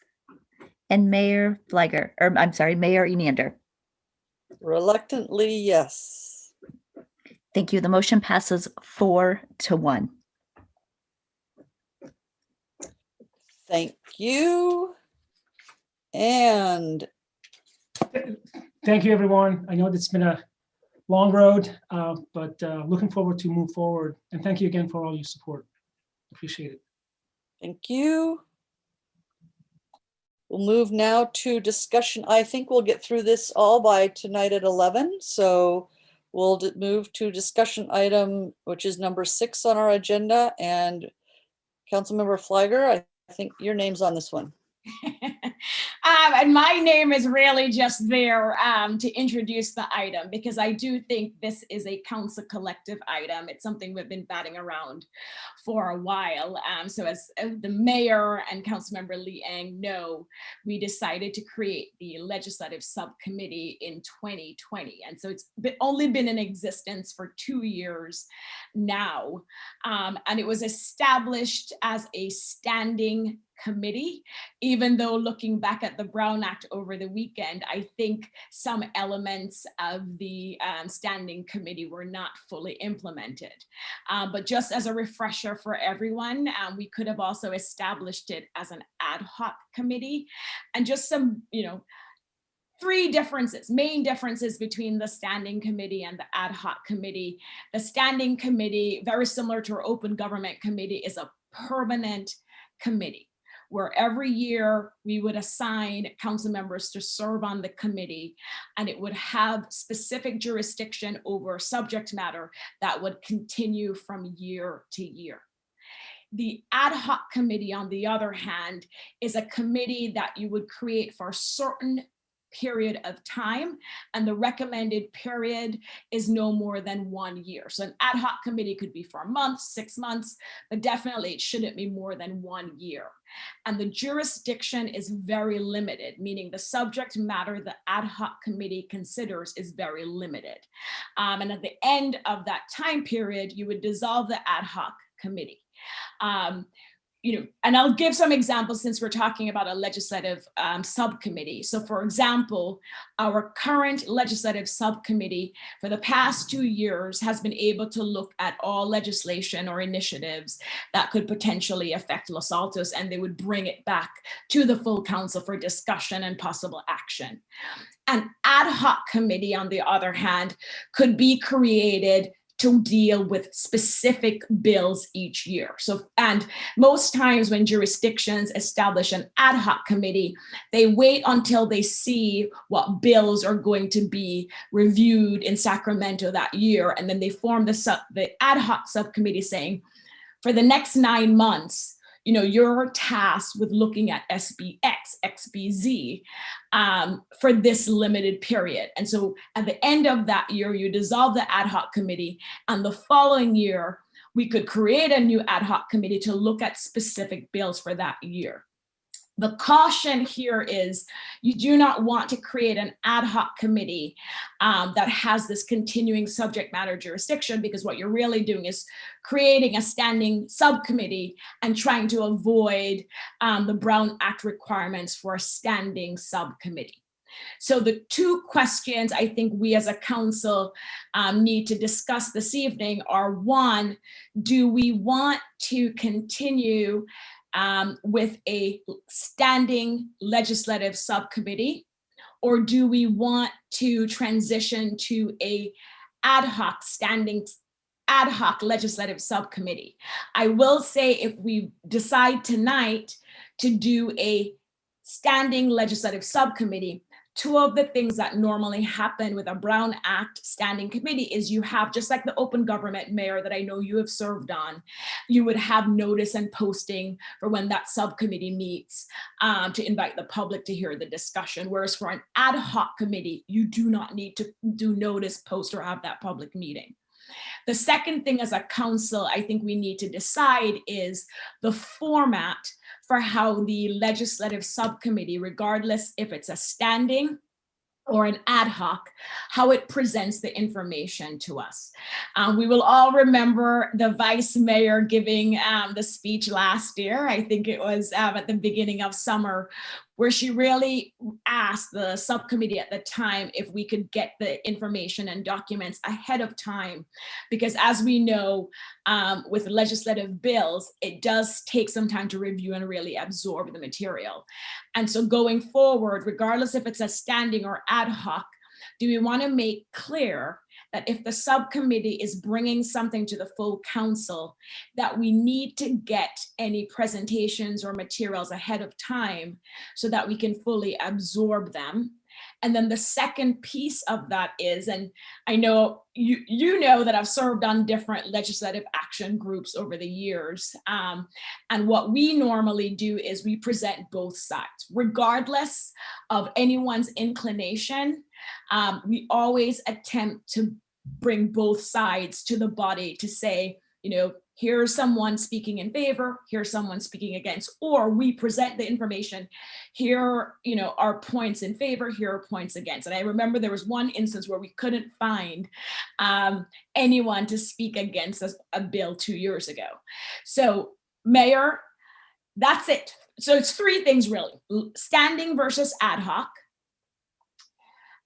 Whether or not we want to require the subcommittee to provide materials to us. 72 hours is always a good, and I know we have the separate city council requirement, you know, how many days ahead of the meeting. But then also the third thing we would ask of the subcommittee is when they present information, if they could ensure that they present both sides. So I'll stop here and see if anybody has questions. I know the city attorney is available to answer questions related to standing versus ad hoc committees. Vice Mayor? Yes, so I have a question that if we have a standing committee, it sounds like we haven't been noticing it or any of the requirements you just spelled out as a standing committee. So, because I got the impression those were, you know, two members talking, you know, to bring the report back to council. So city attorney may want to comment on that since I just brought it up, but we really haven't been that disciplined in it, I guess, in the way we've been doing it. No, what I would say is when I do a lot of this training is the thing that you worry about, as I worry about as a city attorney, when you have an ad hoc committee, that it starts meeting regularly and it has a defined topic or subject matter jurisdiction, and it's meeting regularly and it goes on beyond a year. Somehow they creep into becoming standing committees. So you and John Maginot would say the same thing. We try to keep an eye on that so ad hocs don't morph into a standing committee. But a standing committee has some criteria. It's over a year. It has a subject matter jurisdiction, and it's been formed by the legislative body. And so you look at that, and so continuing jurisdiction, regular meetings, and there's usually, if they've existed more than a year. That's why a lot of local agencies, when they have ad hocs committees, they only exist for a year, and then you come back and you relook at them. You may look at what their subject matter jurisdiction is. You may change it, and you reevaluate at a year. So I don't think we had a problem with the legislative committee. It didn't last longer than that, and but I think if you're going to look at some ad hoc or a standing committee in the future, you need to look at those issues. But I don't see a problem, but it is something that you do watch out for. Thank you. Anyone else want to comment before I say something? Okay. Since I've served on the standing committee both, and we did establish it as we have with our other standing committees where they are still appointed in December of each year by the mayor, subject to affirmation by the rest of the city council. So we don't have the situation of the same membership automatically continuing over a period. So we took care of that, at least when we set this up. And when we did establish this one, for the benefit of those of you who were not on the council 2 years ago, we had a discussion about whether we wanted to hire a lobbyist, in the feeling that we had not, as a city, really been in a position potentially to weigh in on legislation, and the council's preference was not to do that, the council's at that time, but rather to have our own members, because we do not have staff with the time to do the work either. That if we had council members who were willing to do that, that we would do that in the form of a standing committee, so that it was a commitment to doing this on a regular and recurring basis. That we did, this was not a one-time, one subject, year and done kind of concept, as, for example, the ad hoc committee that's working on the police station proposal, for example. But this is a regular and recurring thing that happens. Some of the challenges, which I know that Councilmember Flagger will nod her head as I'm saying these things, is that when the League of California Cities asks for support letters or opposition letters from cities, we don't have time to agendize and create letters and go through all of that. And one of the things that the committee's been able to do the last 2 years is to look at the League of California Cities watch list, the legislation they're concerned about, and to identify bills that seem to have a particular potential impact on Los Altos, because there's no way we can follow all 400 and some bills that the league typically follows, even as much as we all volunteer our time. And so we would identify a certain number of bills and then track those. The wrinkle of that is that there's also in the legislature a wonderful little technique of something that's called gut and amend. And for those of you who've never had that wonderful experience, that is when a legislator proposes a bill of one subject. It goes partly through the process, and in the middle of the legislative session, sometimes on very little notice, completely removes the content and replaces it with completely different content. Title, content, everything completely changes. And so you haven't been tracking a bill because it looked like it was about registering barbershop address changes, and suddenly it's about housing. So you have to be a little bit adept and able to shift gears here. So I think it's important for us, as we may consider how we want to reconstruct this, to recognize the breadth of issues that and logistics things that can affect how this committee is able to work. As to the Councilmember Flagger's comment about presenting pros and cons, what we've done by practice the last 2 years is to either bring forward a letter that conformed to the League of California Cities argument, and then we presented the League's argument as well as our interpretation as a committee as to how it would specifically affect the city, or if there was a difference of opinion on whether one or more of the members of the committee thought that the League's position might not be consistent with what was in the best interest of Los Altos, then we would bring forward a different recommendation, or bring forward 2 different letters with the 2 different arguments, and allow the council to make a decision with those 2 different sets of arguments in front of them, which in fact happened last year. So just as some additional background to how things have operated and some of the considerations maybe in how we want to make this work going forward. I gather no one is contemplating the idea that we should stop doing this, which is reassuring to me, because I think I think it's a useful thing. If nothing else, it gives us a heads up on what's going on in the legislature.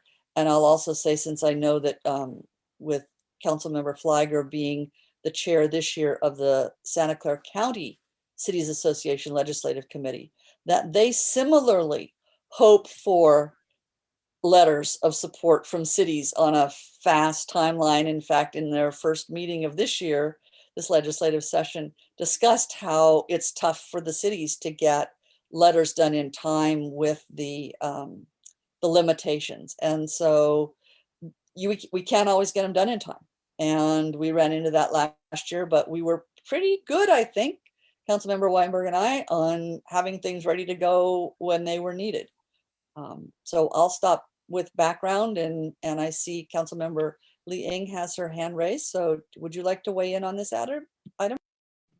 Yes, thank you, Mayor. And I appreciate your comments on this. And I've, acknowledging how many bills there were and how important this is. Bills come, they come fast and furious. And we have to be able to represent our residents' interests when the bills come up.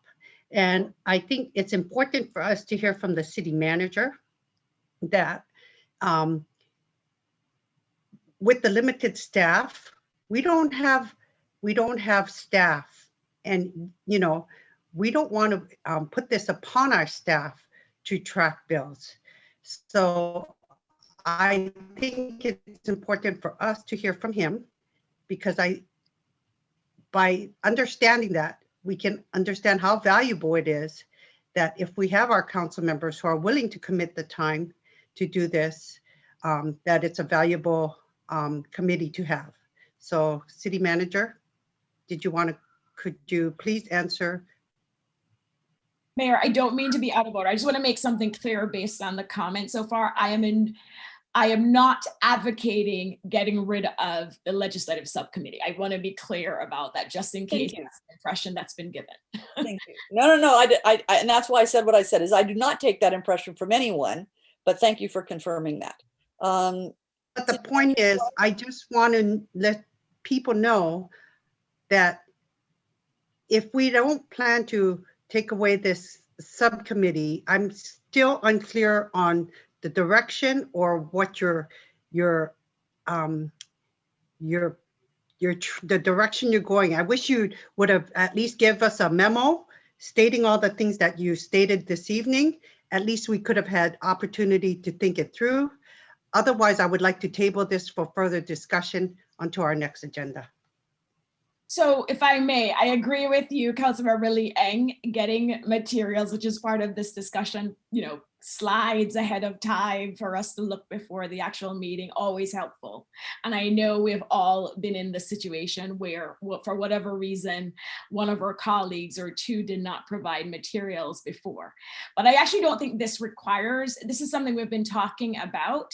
And just to answer your question about what I'm bringing for discussion today, it's whether or not we want to establish the subcommittee as a standing subcommittee or an ad hoc subcommittee. And then the second part of it is, how do we want this subcommittee to bring information to council? So it's just that's what this discussion is. Okay, I'm confused because I thought we already established it as a standing committee, as the mayor stated prior. So there are some elements that I think we should look at. If we decide today as a council that it is a standing subcommittee, and I'm inclined to support that. I want to be very clear. I just want to make sure that the subcommittee works with the city attorney to ensure that we are functioning as a standing subcommittee. Thank you. Councilmember Weinberg. Thank you, Mayor. I've really got very mixed feelings about the subcommittee as it operates, as I've seen it operate. So I was on the subcommittee last year, and I really felt that we were spending a lot of time that probably could have been better spent on other issues. I think that the subcommittee has a gatekeeping power. And Madam Mayor, you and I, as it turns out, balanced each other. I think that there are bills that you wanted the council to consider that I would prefer that we didn't, and vice versa. I'm very uncomfortable with the fact that two members of this council are going to determine what bills the council as a whole gets to determine, gets to consider for policy reasons as the leaders of the city. I'm really concerned that the legislative subcommittee has the potential, and in fact did, introduce a level of partisanship into what is supposed to be a nonpartisan body. I think that there really, I think, can't be any doubt about that. You know, take a look at our discussion on SB 16. It was very clear to me that there was a partisan divide, and we won't call it partisan at this level, but it really appeared to me that that's what was happening. A letter has already gone out this year that represented the position of the city without first having come to the entire council. And I don't have a problem with the substance of the letter. I agreed with it, but I'm really nervous about two members of the council having this gatekeeping ability. And we've already seen a letter go out without having been considered by the entire council. And I don't know how to balance that. What if you and Councilmember Lee Yang want to consider certain bills, but you don't want to consider bills that I think are important, that I think the city of Los Altos should take into account? How do I get those on the agenda? You get them on the agenda simply by calling each other up, saying, let's do it. And Madam Mayor, you control the agenda. But if people not on the subcommittee want to do that, how do we do that? How do we poke through that? And Councilmember Weinberg, I think that's part of our discussion. So for example, during our future agenda items, I imagine if one of us, any of us, wanted the subcommittee to consider a bill, that's our opportunity to ask them to do it. Right. The way I would interpret our procedures is that if there was a member of the council who wanted the committee to consider a bill, you would raise it as future agenda, ask that it be added to the list of bills, and then the subcommittee would discuss it and bring back whatever, and there would be, as there is always, discussion with council. I am going to query though, Councilmember Weinberg, which letter are you referring to that has gone out already this year? The letter to Lee High. But Madam Mayor, you yourself pointed out that things move very, very quickly. Things move very, very quickly. Sometimes there's immediate action that has to be taken. There's no way for someone not on the subcommittee to put something forward on an immediate basis. And if the members of the subcommittee don't want the council to take position on something that's moving quickly, there's gatekeeping ability. I'm sorry, but that is not a legislative issue. And I think to raise that as an example of something that is problematic for the legislative committee is not correct.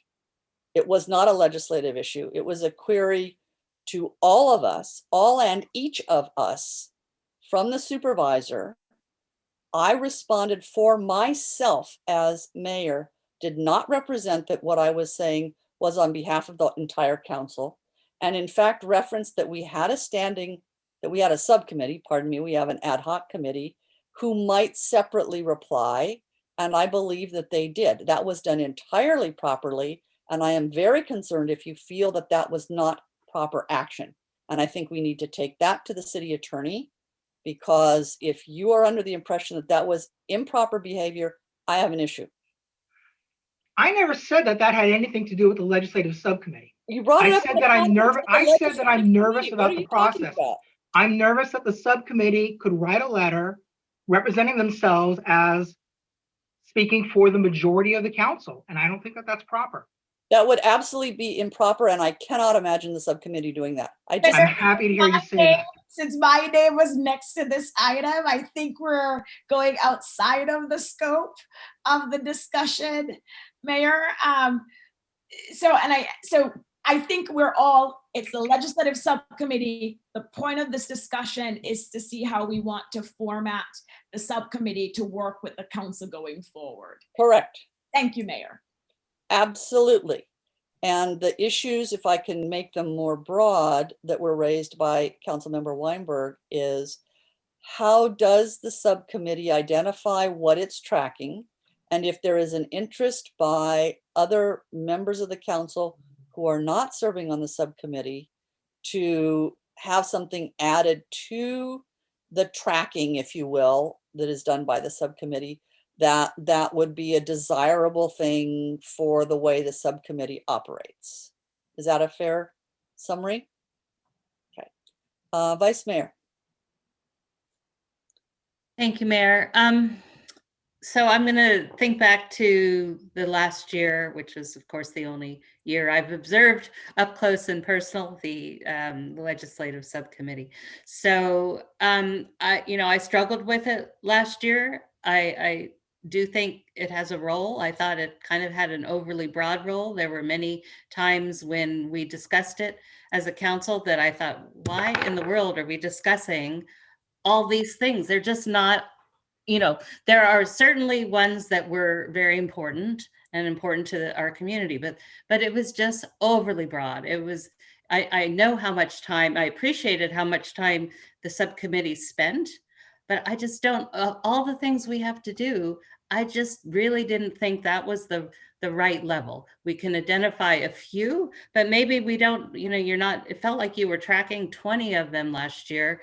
And, I don't think the League of California Cities is going to kick us out if we don't send a letter to them on some more obscure issue. So I would really like more focus. Maybe we don't finish this discussion tonight, but I just thought it was just a way too overly long laundry list. There's a lot of other things that will have more impact to our community than just sending letters to legislators, along with the however many other cities that we have in California. So. Thank you. Councilmember Lee Eng. I would like to say I appreciate the broad references to all the bills. And I know that there's a lot of residents that do. It matters to them. There are environmental bills that have come forward. We have a lot of people who care about the environment. There's a lot of people who care about education. There are a lot of bills that's going to matter to our community.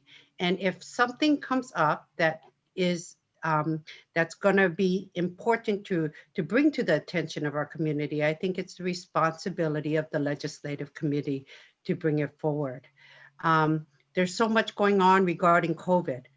All these emergency bills, we need to know about them. I think that if we want something, and there were bills that I wanted brought back, I did bring it to the, I did raise it at the council meeting and said, I'd like to know what happened. And it came back the following time, or it wasn't ready to come back, but just ask. I am offended that, I'm being accused of partisanship. This in no way has anything to do with any position. This is just bringing information forward, people to have a informed discussion, and then for us to make the decision what would be best in the best interest of our residents. So I don't appreciate the direction this is going. It's just a matter of facts, and I can't see anything simpler than that, and bringing the information forward. So just wanted to say that I think it's a valuable thing that we keep, and I appreciate keeping it broad, because with everything that's going on, we need to be open to it. Councilmember Flagger. Thank you, Mayor. So what I'm hearing, and so the next steps, and I know you're going to do public comment, but the next steps would be for us to bring back the item for us to vote and approve on, establishing it as a legislative subcommittee and how it would function. And what I have, and I'll just go over the list to make sure I captured everything. One, I'm going to start with the Vice Mayor, more focused bills that impact Los Altos residents. And I do think that can be a lot of bills sometimes. So it's not really the number for me, but it's really ensuring that whatever bills or initiatives the subcommittee brings to us really impacts and are relevant to Los Altos. If a council member not on the subcommittee would like the subcommittee to bring a bill for consideration and action, we can request that through the future agenda item on our council meeting agendas. We're asking the subcommittee to provide materials at least 72 hours before the meeting, and then ask the subcommittee to always present both sides of an issue if possible. So that's what I've captured. Anything else that I missed? Or does anybody have any strong objection to these elements of, and it would be a standing committee, a standing legislative subcommittee?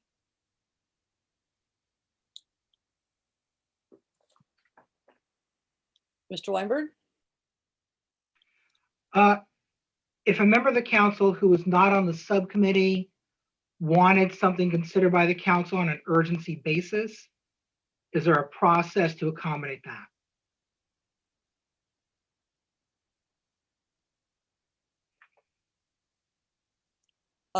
I think the city attorney wants to weigh in. She's waving her hand. Well, if it came up after the agenda was posted and action needed to be taken before the next meeting, you could request it to be added as an urgency item under the Brown Act.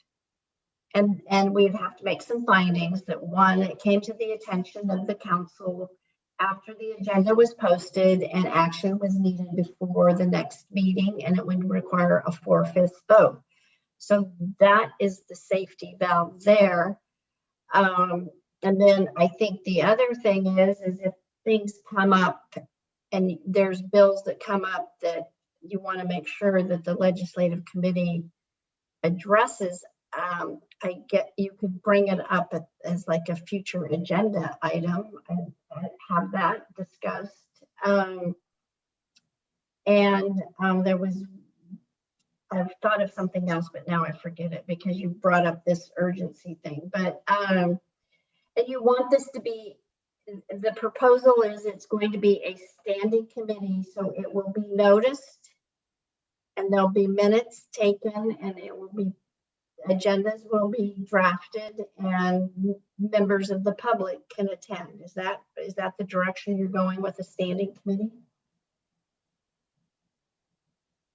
So City Attorney, we would defer to you to let us know if we decide tonight to establish it as a standing subcommittee, what are the legal requirements related to the standing committee? Yeah, a standing committee would be noticed and there would be an agenda. It'd be a short agenda, but I'm just commenting that could require some staff time too. So I'm trying to balance this here tonight. Because I'm not really sure where you're going with this standing committee, but okay. I just wanted to comment. There is a safety valve if something comes up and it's urgent. And then I was also looking at the norms. There is also something in the norms where the mayor can write a letter if it needs to be addressed, and like one of those lead letters where it comes up and if something needs to be done ASAP. So I know we have that in the norms, but the council needs to decide if this is going to be an ad hoc subcommittee or it's going to be a standing committee.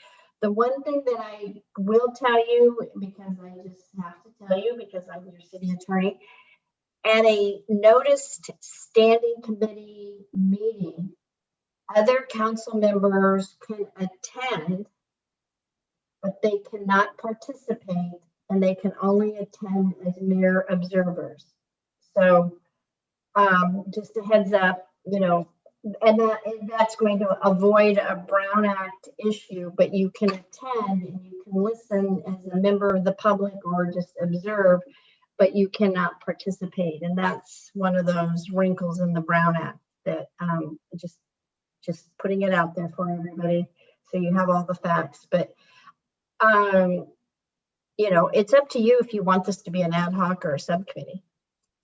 So I'm going to have a couple questions there, but Councilmember Lee Eng. Yeah, and then I have I'll address the city attorney.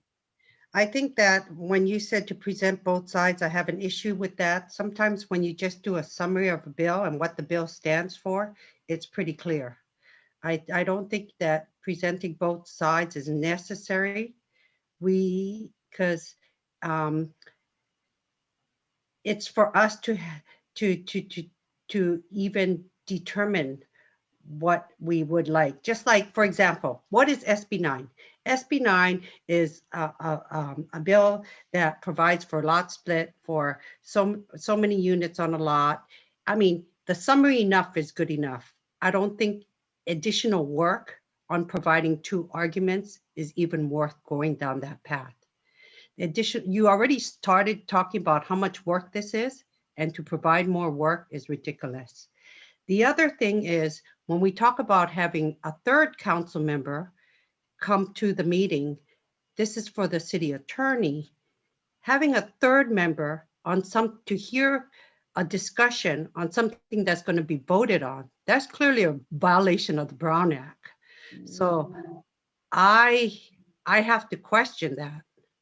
No, under the Brown Act, if you have a standing subcommittee, one of the caveats is the other council members can attend, but they can only attend as mere observers. You cannot participate.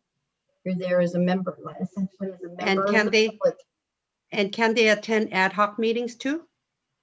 No, ad hocs aren't noticed. They're not legislative body meetings. So ad hocs meet wherever they meet, and they're not open to the public. Okay. Flagger, just a moment. I'll have a follow-up question for the city attorney. And actually, you may also have a comment on this. In our norms and procedures, it refers to some of our existing standing committees, including the committees we have with the school districts. Are we noticing those meetings? Yes. Okay. We do. Because it depends. We notice, maybe the school district doesn't notice, but we notice. Okay. Because it seems to me that if we are going to go down the road of having this as a standing committee, we probably want to amend the norms and procedures to include the standing committee by name in the norms and procedures, in which case normally amendments to the norms and procedures are handled through the Open Government Committee. So I'm just going to mention that as an aside. Councilmember Flagger, please. Thank you, Mayor. And I recognize that there are pros and cons to an ad hoc subcommittee versus a standing committee. And the city attorney just touched on one of the downsides when it comes to the standing committee, meaning more work for staff. And so that's a consideration if we decide to move forward with a full-fledged standing committee, which has its benefits, but of course this could also mean more staff time in setting up the meetings. If for the ad hoc committee, just to remind everyone, if we decide to do the ad hoc committee, what some jurisdictions do, and I think it's doable, it's at the beginning of the year, we would create the ad hoc subcommittee and identify the specific bills, even with the gut and amend process, Mayor. If there was a new bill, you could add that to the ad hoc scope. So there are pros and cons to the standing versus ad hoc subcommittee. I know I'm in favor of keeping it in some form. I do think it's valuable to have a legislative subcommittee. And then to Councilmember Lee Eng's point, I am strongly in favor of, if possible, presenting both sides. For example, with SB 9, yes, stating what it is an objective statement, but there are things that people who are in favor of it would point to, and there are things that people who are against it. I mean, we saw this whole debate last year. And so I do strongly recommend, and I'm in favor of, if possible, presenting both sides of an initiative and a bill when you bring it to us, because the subcommittee are the ones, the members are the ones who are going to really delve in and understand it and then bring it to us to make a decision. Can we hold the conversation? I think we lost Council Member Weinberg. Yes, we did. And when he comes back, I want to ask Councilmember Fliger, because we obviously are not going to act on this tonight. We did not have a proposal to act. This was a discussion item. Exactly. And so if we want to take a decision as to how we want to proceed, what kind of referral or recommendation we want to make for how to proceed, I'd like you to feel comfortable with making that proposal, but I do want to wait until we get Councilmember Weinberg back, I hope. And then I have a comment as well. Thank you. And I will go to you before, I'll go to you, Councilmember Lee Eng, before I go back to Councilmember. Well, Councilmember Weinberg had his hand up first, so you might want to go to him first. Where did he go? When we lost him, he had his hand And up. I do want to be sure we take any public comment, Councilmember Fliger, before you sum up. Before we, while we're trying to find Councilmember Weinberg, so this is going to come. We are not able to hear you, Jolie. Can you look into wherever your mic is better more? Yeah, I don't know what happened. I think my computer's tired or something. Oh, there we go. It's lighting up now. So anyway, since this is going to be some direction to come back, if there's questions, if you want me to write up something about subcommittees versus standing committees, the do's and the don'ts and the requirements, so you will all, I think a lot of you want some more information before you decide.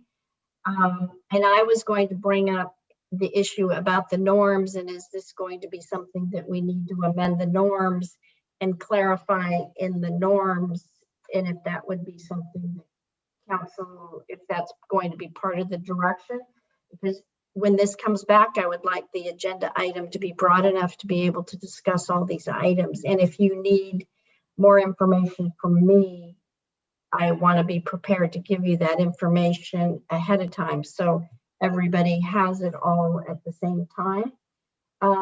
Is this going to require a norms amendment? What are the conditions of this ad hoc? What is a standing committee? And all of that. So when you give direction, just think of those things, because those are some of the things that I'm thinking about, is just so everybody has the same information at the next meeting. Welcome back, Councilmember Weinberg. I think you had your hand up. I did, Mayor. Sorry about that. That my computer decided to restart. I don't know why. I hope I didn't miss anything. I find it extraordinary to suggest that we don't need pros and cons on individual bills. SB 9 is the example, I think, made it even more extraordinary. If someone is asking the council to take a position for or against the bill, then I think by definition, there must be arguments to do so. And if there are arguments to do so, there are likely arguments not to do so. So I don't see how in good conscience the subcommittee or any member of this council can bring something to the council with the expectation that we would take a position on it without informing the council, not just factually what the bill would do, but why it is either good or bad. Thank you, Councilmember Lee Eng, and then I'm going to take public comment. I think when I heard that there should be a pro and con for every bill we bring forward, I had an issue with that. When it's a bill we need to take a position in, I can understanding bringing a pro and a con. But you both made points of making sure that we were objective, and having that objective view demonstrated that it wouldn't be any bias in any way. So your concern was, oh, we lost We Councilmember lost him Weinberg again. Yeah, we did.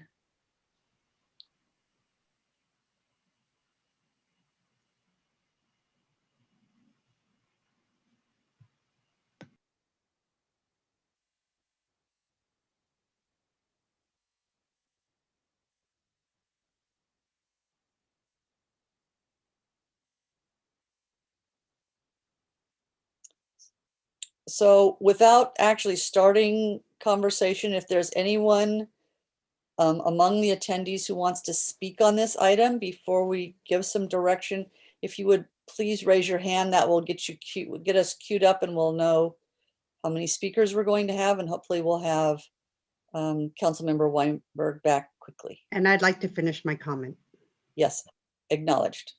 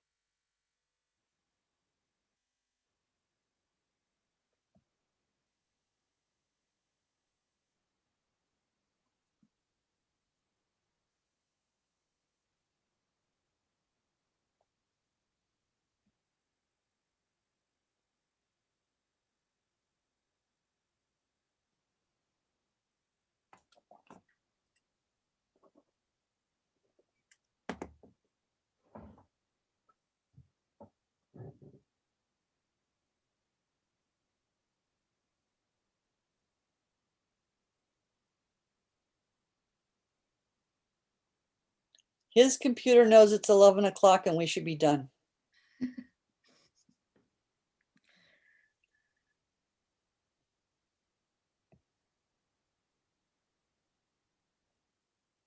City Attorney, do you have a recommendation on how long we should wait?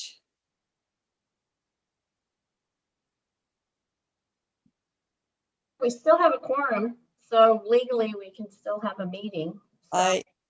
I think that we've heard Councilmember Weinberg's point, so I'd like Councilmember Lee Eng to finish her thought, and then I want to go to public comment. That's what I was going to suggest, is take Councilmember Lee Eng, go to public comment, and then when Councilmember Weinberg comes back on, you can listen to him. But let's listen to Councilmember Lee Eng and then go to public comment. Thank you. So Councilmember Lee Eng, please go ahead. I hear some contradictions here, because here I hear people, someone voicing concern about being gatekeepers or taking positions. But yet, you know, I understand on the important bills where we can have to provide pros and cons, but providing a pro and con in every bill is just plain, it's just, oh, Councilmember Weinberg's joining us again, is not good, efficient use of the council members, committee members' time. Thank you. Okay, City Clerk, I see one person who wants to speak on this matter. Would you please call the one member, and we will give her 3 minutes, and then we will close the public comment on this. Yes, Roberta is our speaker. Yes, hi, this is Roberta. You can hear me? Yes. Yes. Okay. So I do think it is very, very important to have the standing committee because I think that it is something that is noticed. And I think that we want to have, you know, a lot of the residents have the ability to know what's going on. You know, we do not have full-time staff members tracking this. I think it's wonderful that the council members are volunteering their time with lobbyists. And in, you know, some cases, it's obviously appropriate to have pros and cons. There are other things like a mask mandate. You know, if the state says, you know, this is what you need to do, then, you know, there are no pros and cons. This is what, you know, is happening because of COVID, or, that kind of thing. So I think when Lisa said, if possible, I think is, appropriate. And I just think that, it would be really good if there was trust among the council members. I know that Jonathan has, voiced some concerns, but I don't think he really has anything to be concerned about. I think all the council members are honest with each other. And I don't think that, I think all of you know that you're nonpartisan. And all integrity. As I would strongly recommend that you have the standing subcommittee, and it's valuable that you do have the information ahead of time, so that when the League of Cities or other people come and ask you, what is the position that the city wants to take, that you're informed. Because a lot of us would like to think that, Los Altos is an island, but we're not. And we're highly affected by things that happen across the state. So I think that it is important to have the standing subcommittee. Thank you. Thank you, Roberta. And we'll close public comment. I'll bring it back. Councilmember Flagger, do you want to try and frame some direction here? Happy to, Mayor. And this is exactly what I was hoping, that we would have this discussion so people can share their thoughts on what our legislative subcommittee should be going forward. So to follow up on the city attorney's suggestion, the city attorney could put together a memo really outlining, and I saw the vice mayor nodding her head, the differences between a standing and an ad hoc committee and the legal requirements tied to each of those. And then I will work with her to identify the options we have based on our discussion, so that when we bring it back, so this was good. So I'm gathering all this information and I'll watch this video again.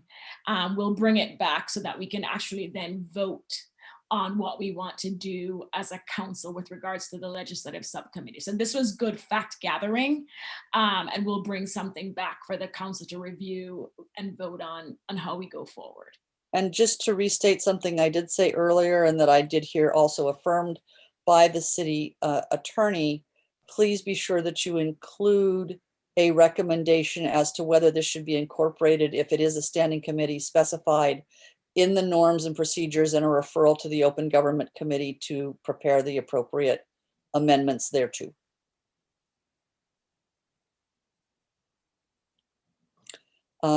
Anybody else want to weigh in on anything? Are we good to go?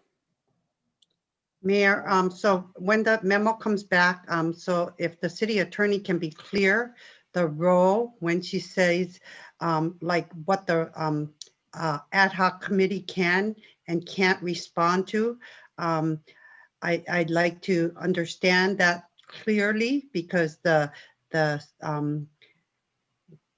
when we had that discussion earlier about the letter that the Lehigh Ad Hoc Committee sent out, that was not anything to do with the legislation. So if she can be clear on what the roles of the subcommittee can do and an ad hoc committee can do, that would be great. Thank you. Great. Okay. Thank you. I do have a question, and I'm not that familiar with the Open Government Policy Committee. Do all norm amendments go through that, or can the council? Traditionally, they all went through open government.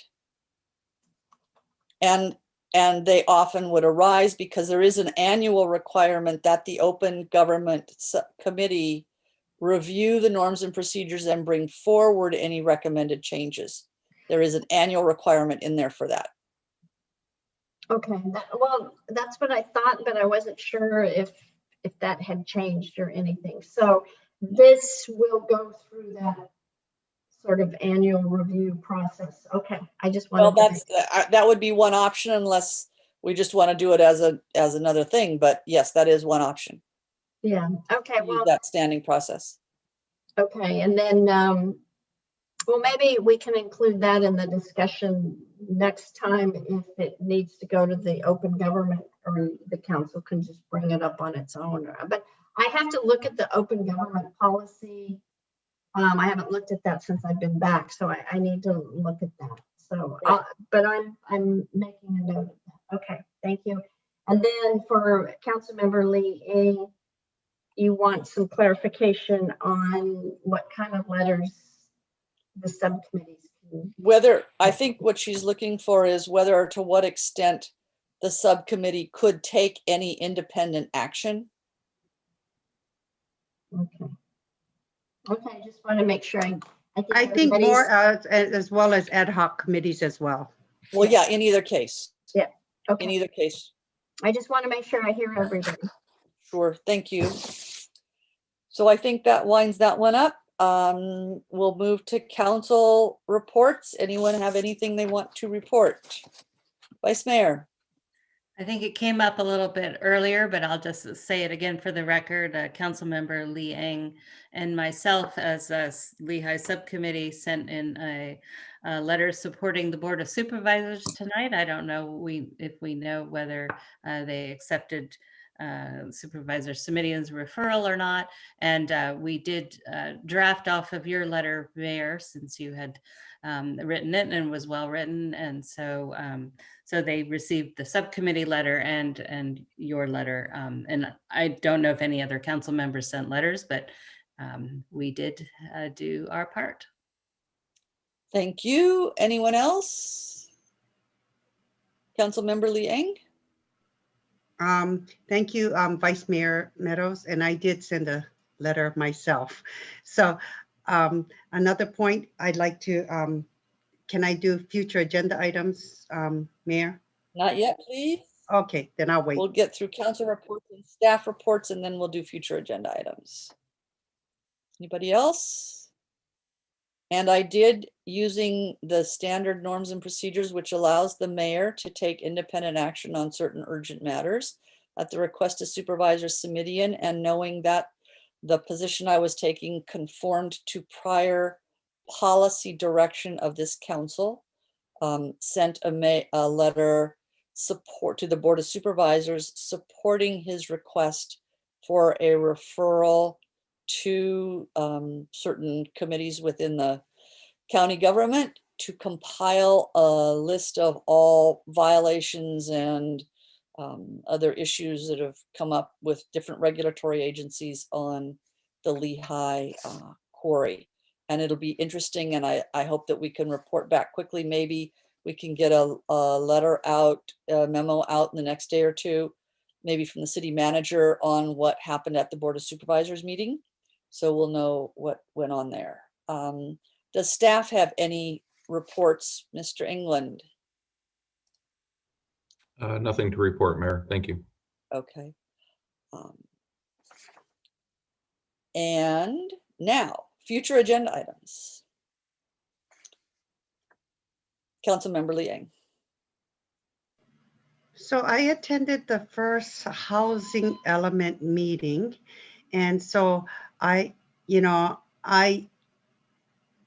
am concerned about the direction that maybe our consultant might be going. And I just want to make sure that as we go through these meetings, we're not using up that chunk of money or that is allocated or is part of the budget that's going to the consultant. So I think that if possible, I'd like a report or maybe an agenda item back from the Housing Elements Subcommittee with some clear direction as to which direction and how many more meetings the consultant will be going, and are we gleaning the information that we need to glean. And I've been watching the other cities and the direction they're taking, and I'm concerned that if we're having these meetings and it equates to a certain cost, is it more productive for us Well, I guess I should, can I ask these questions or? I think you're getting potentially into some Yeah. argumentative So then discussion. maybe I would like to request. I think what you want is you would like to have the subcommittee come back and report on the status. And I think I can assure you that Councilmember Flagler and I will be meeting before the next regular meeting, and that we will come back and report on the status and maybe have some suggestions as well. And so maybe it should be a discussion item, because then that way we can not just report out to us, because we would like to be able to have a discussion and ask questions and stuff. Do you know what I'm saying? Into consideration. Okay, the other thing is, after hearing from the resident tonight, maybe the Open Governments Subcommittee can look at more notification to neighbors when projects are coming up in their neighborhood pertaining to SB 9 or ADUs, or be more respectful. So maybe we can have the open government consider something as far as neighbor notification.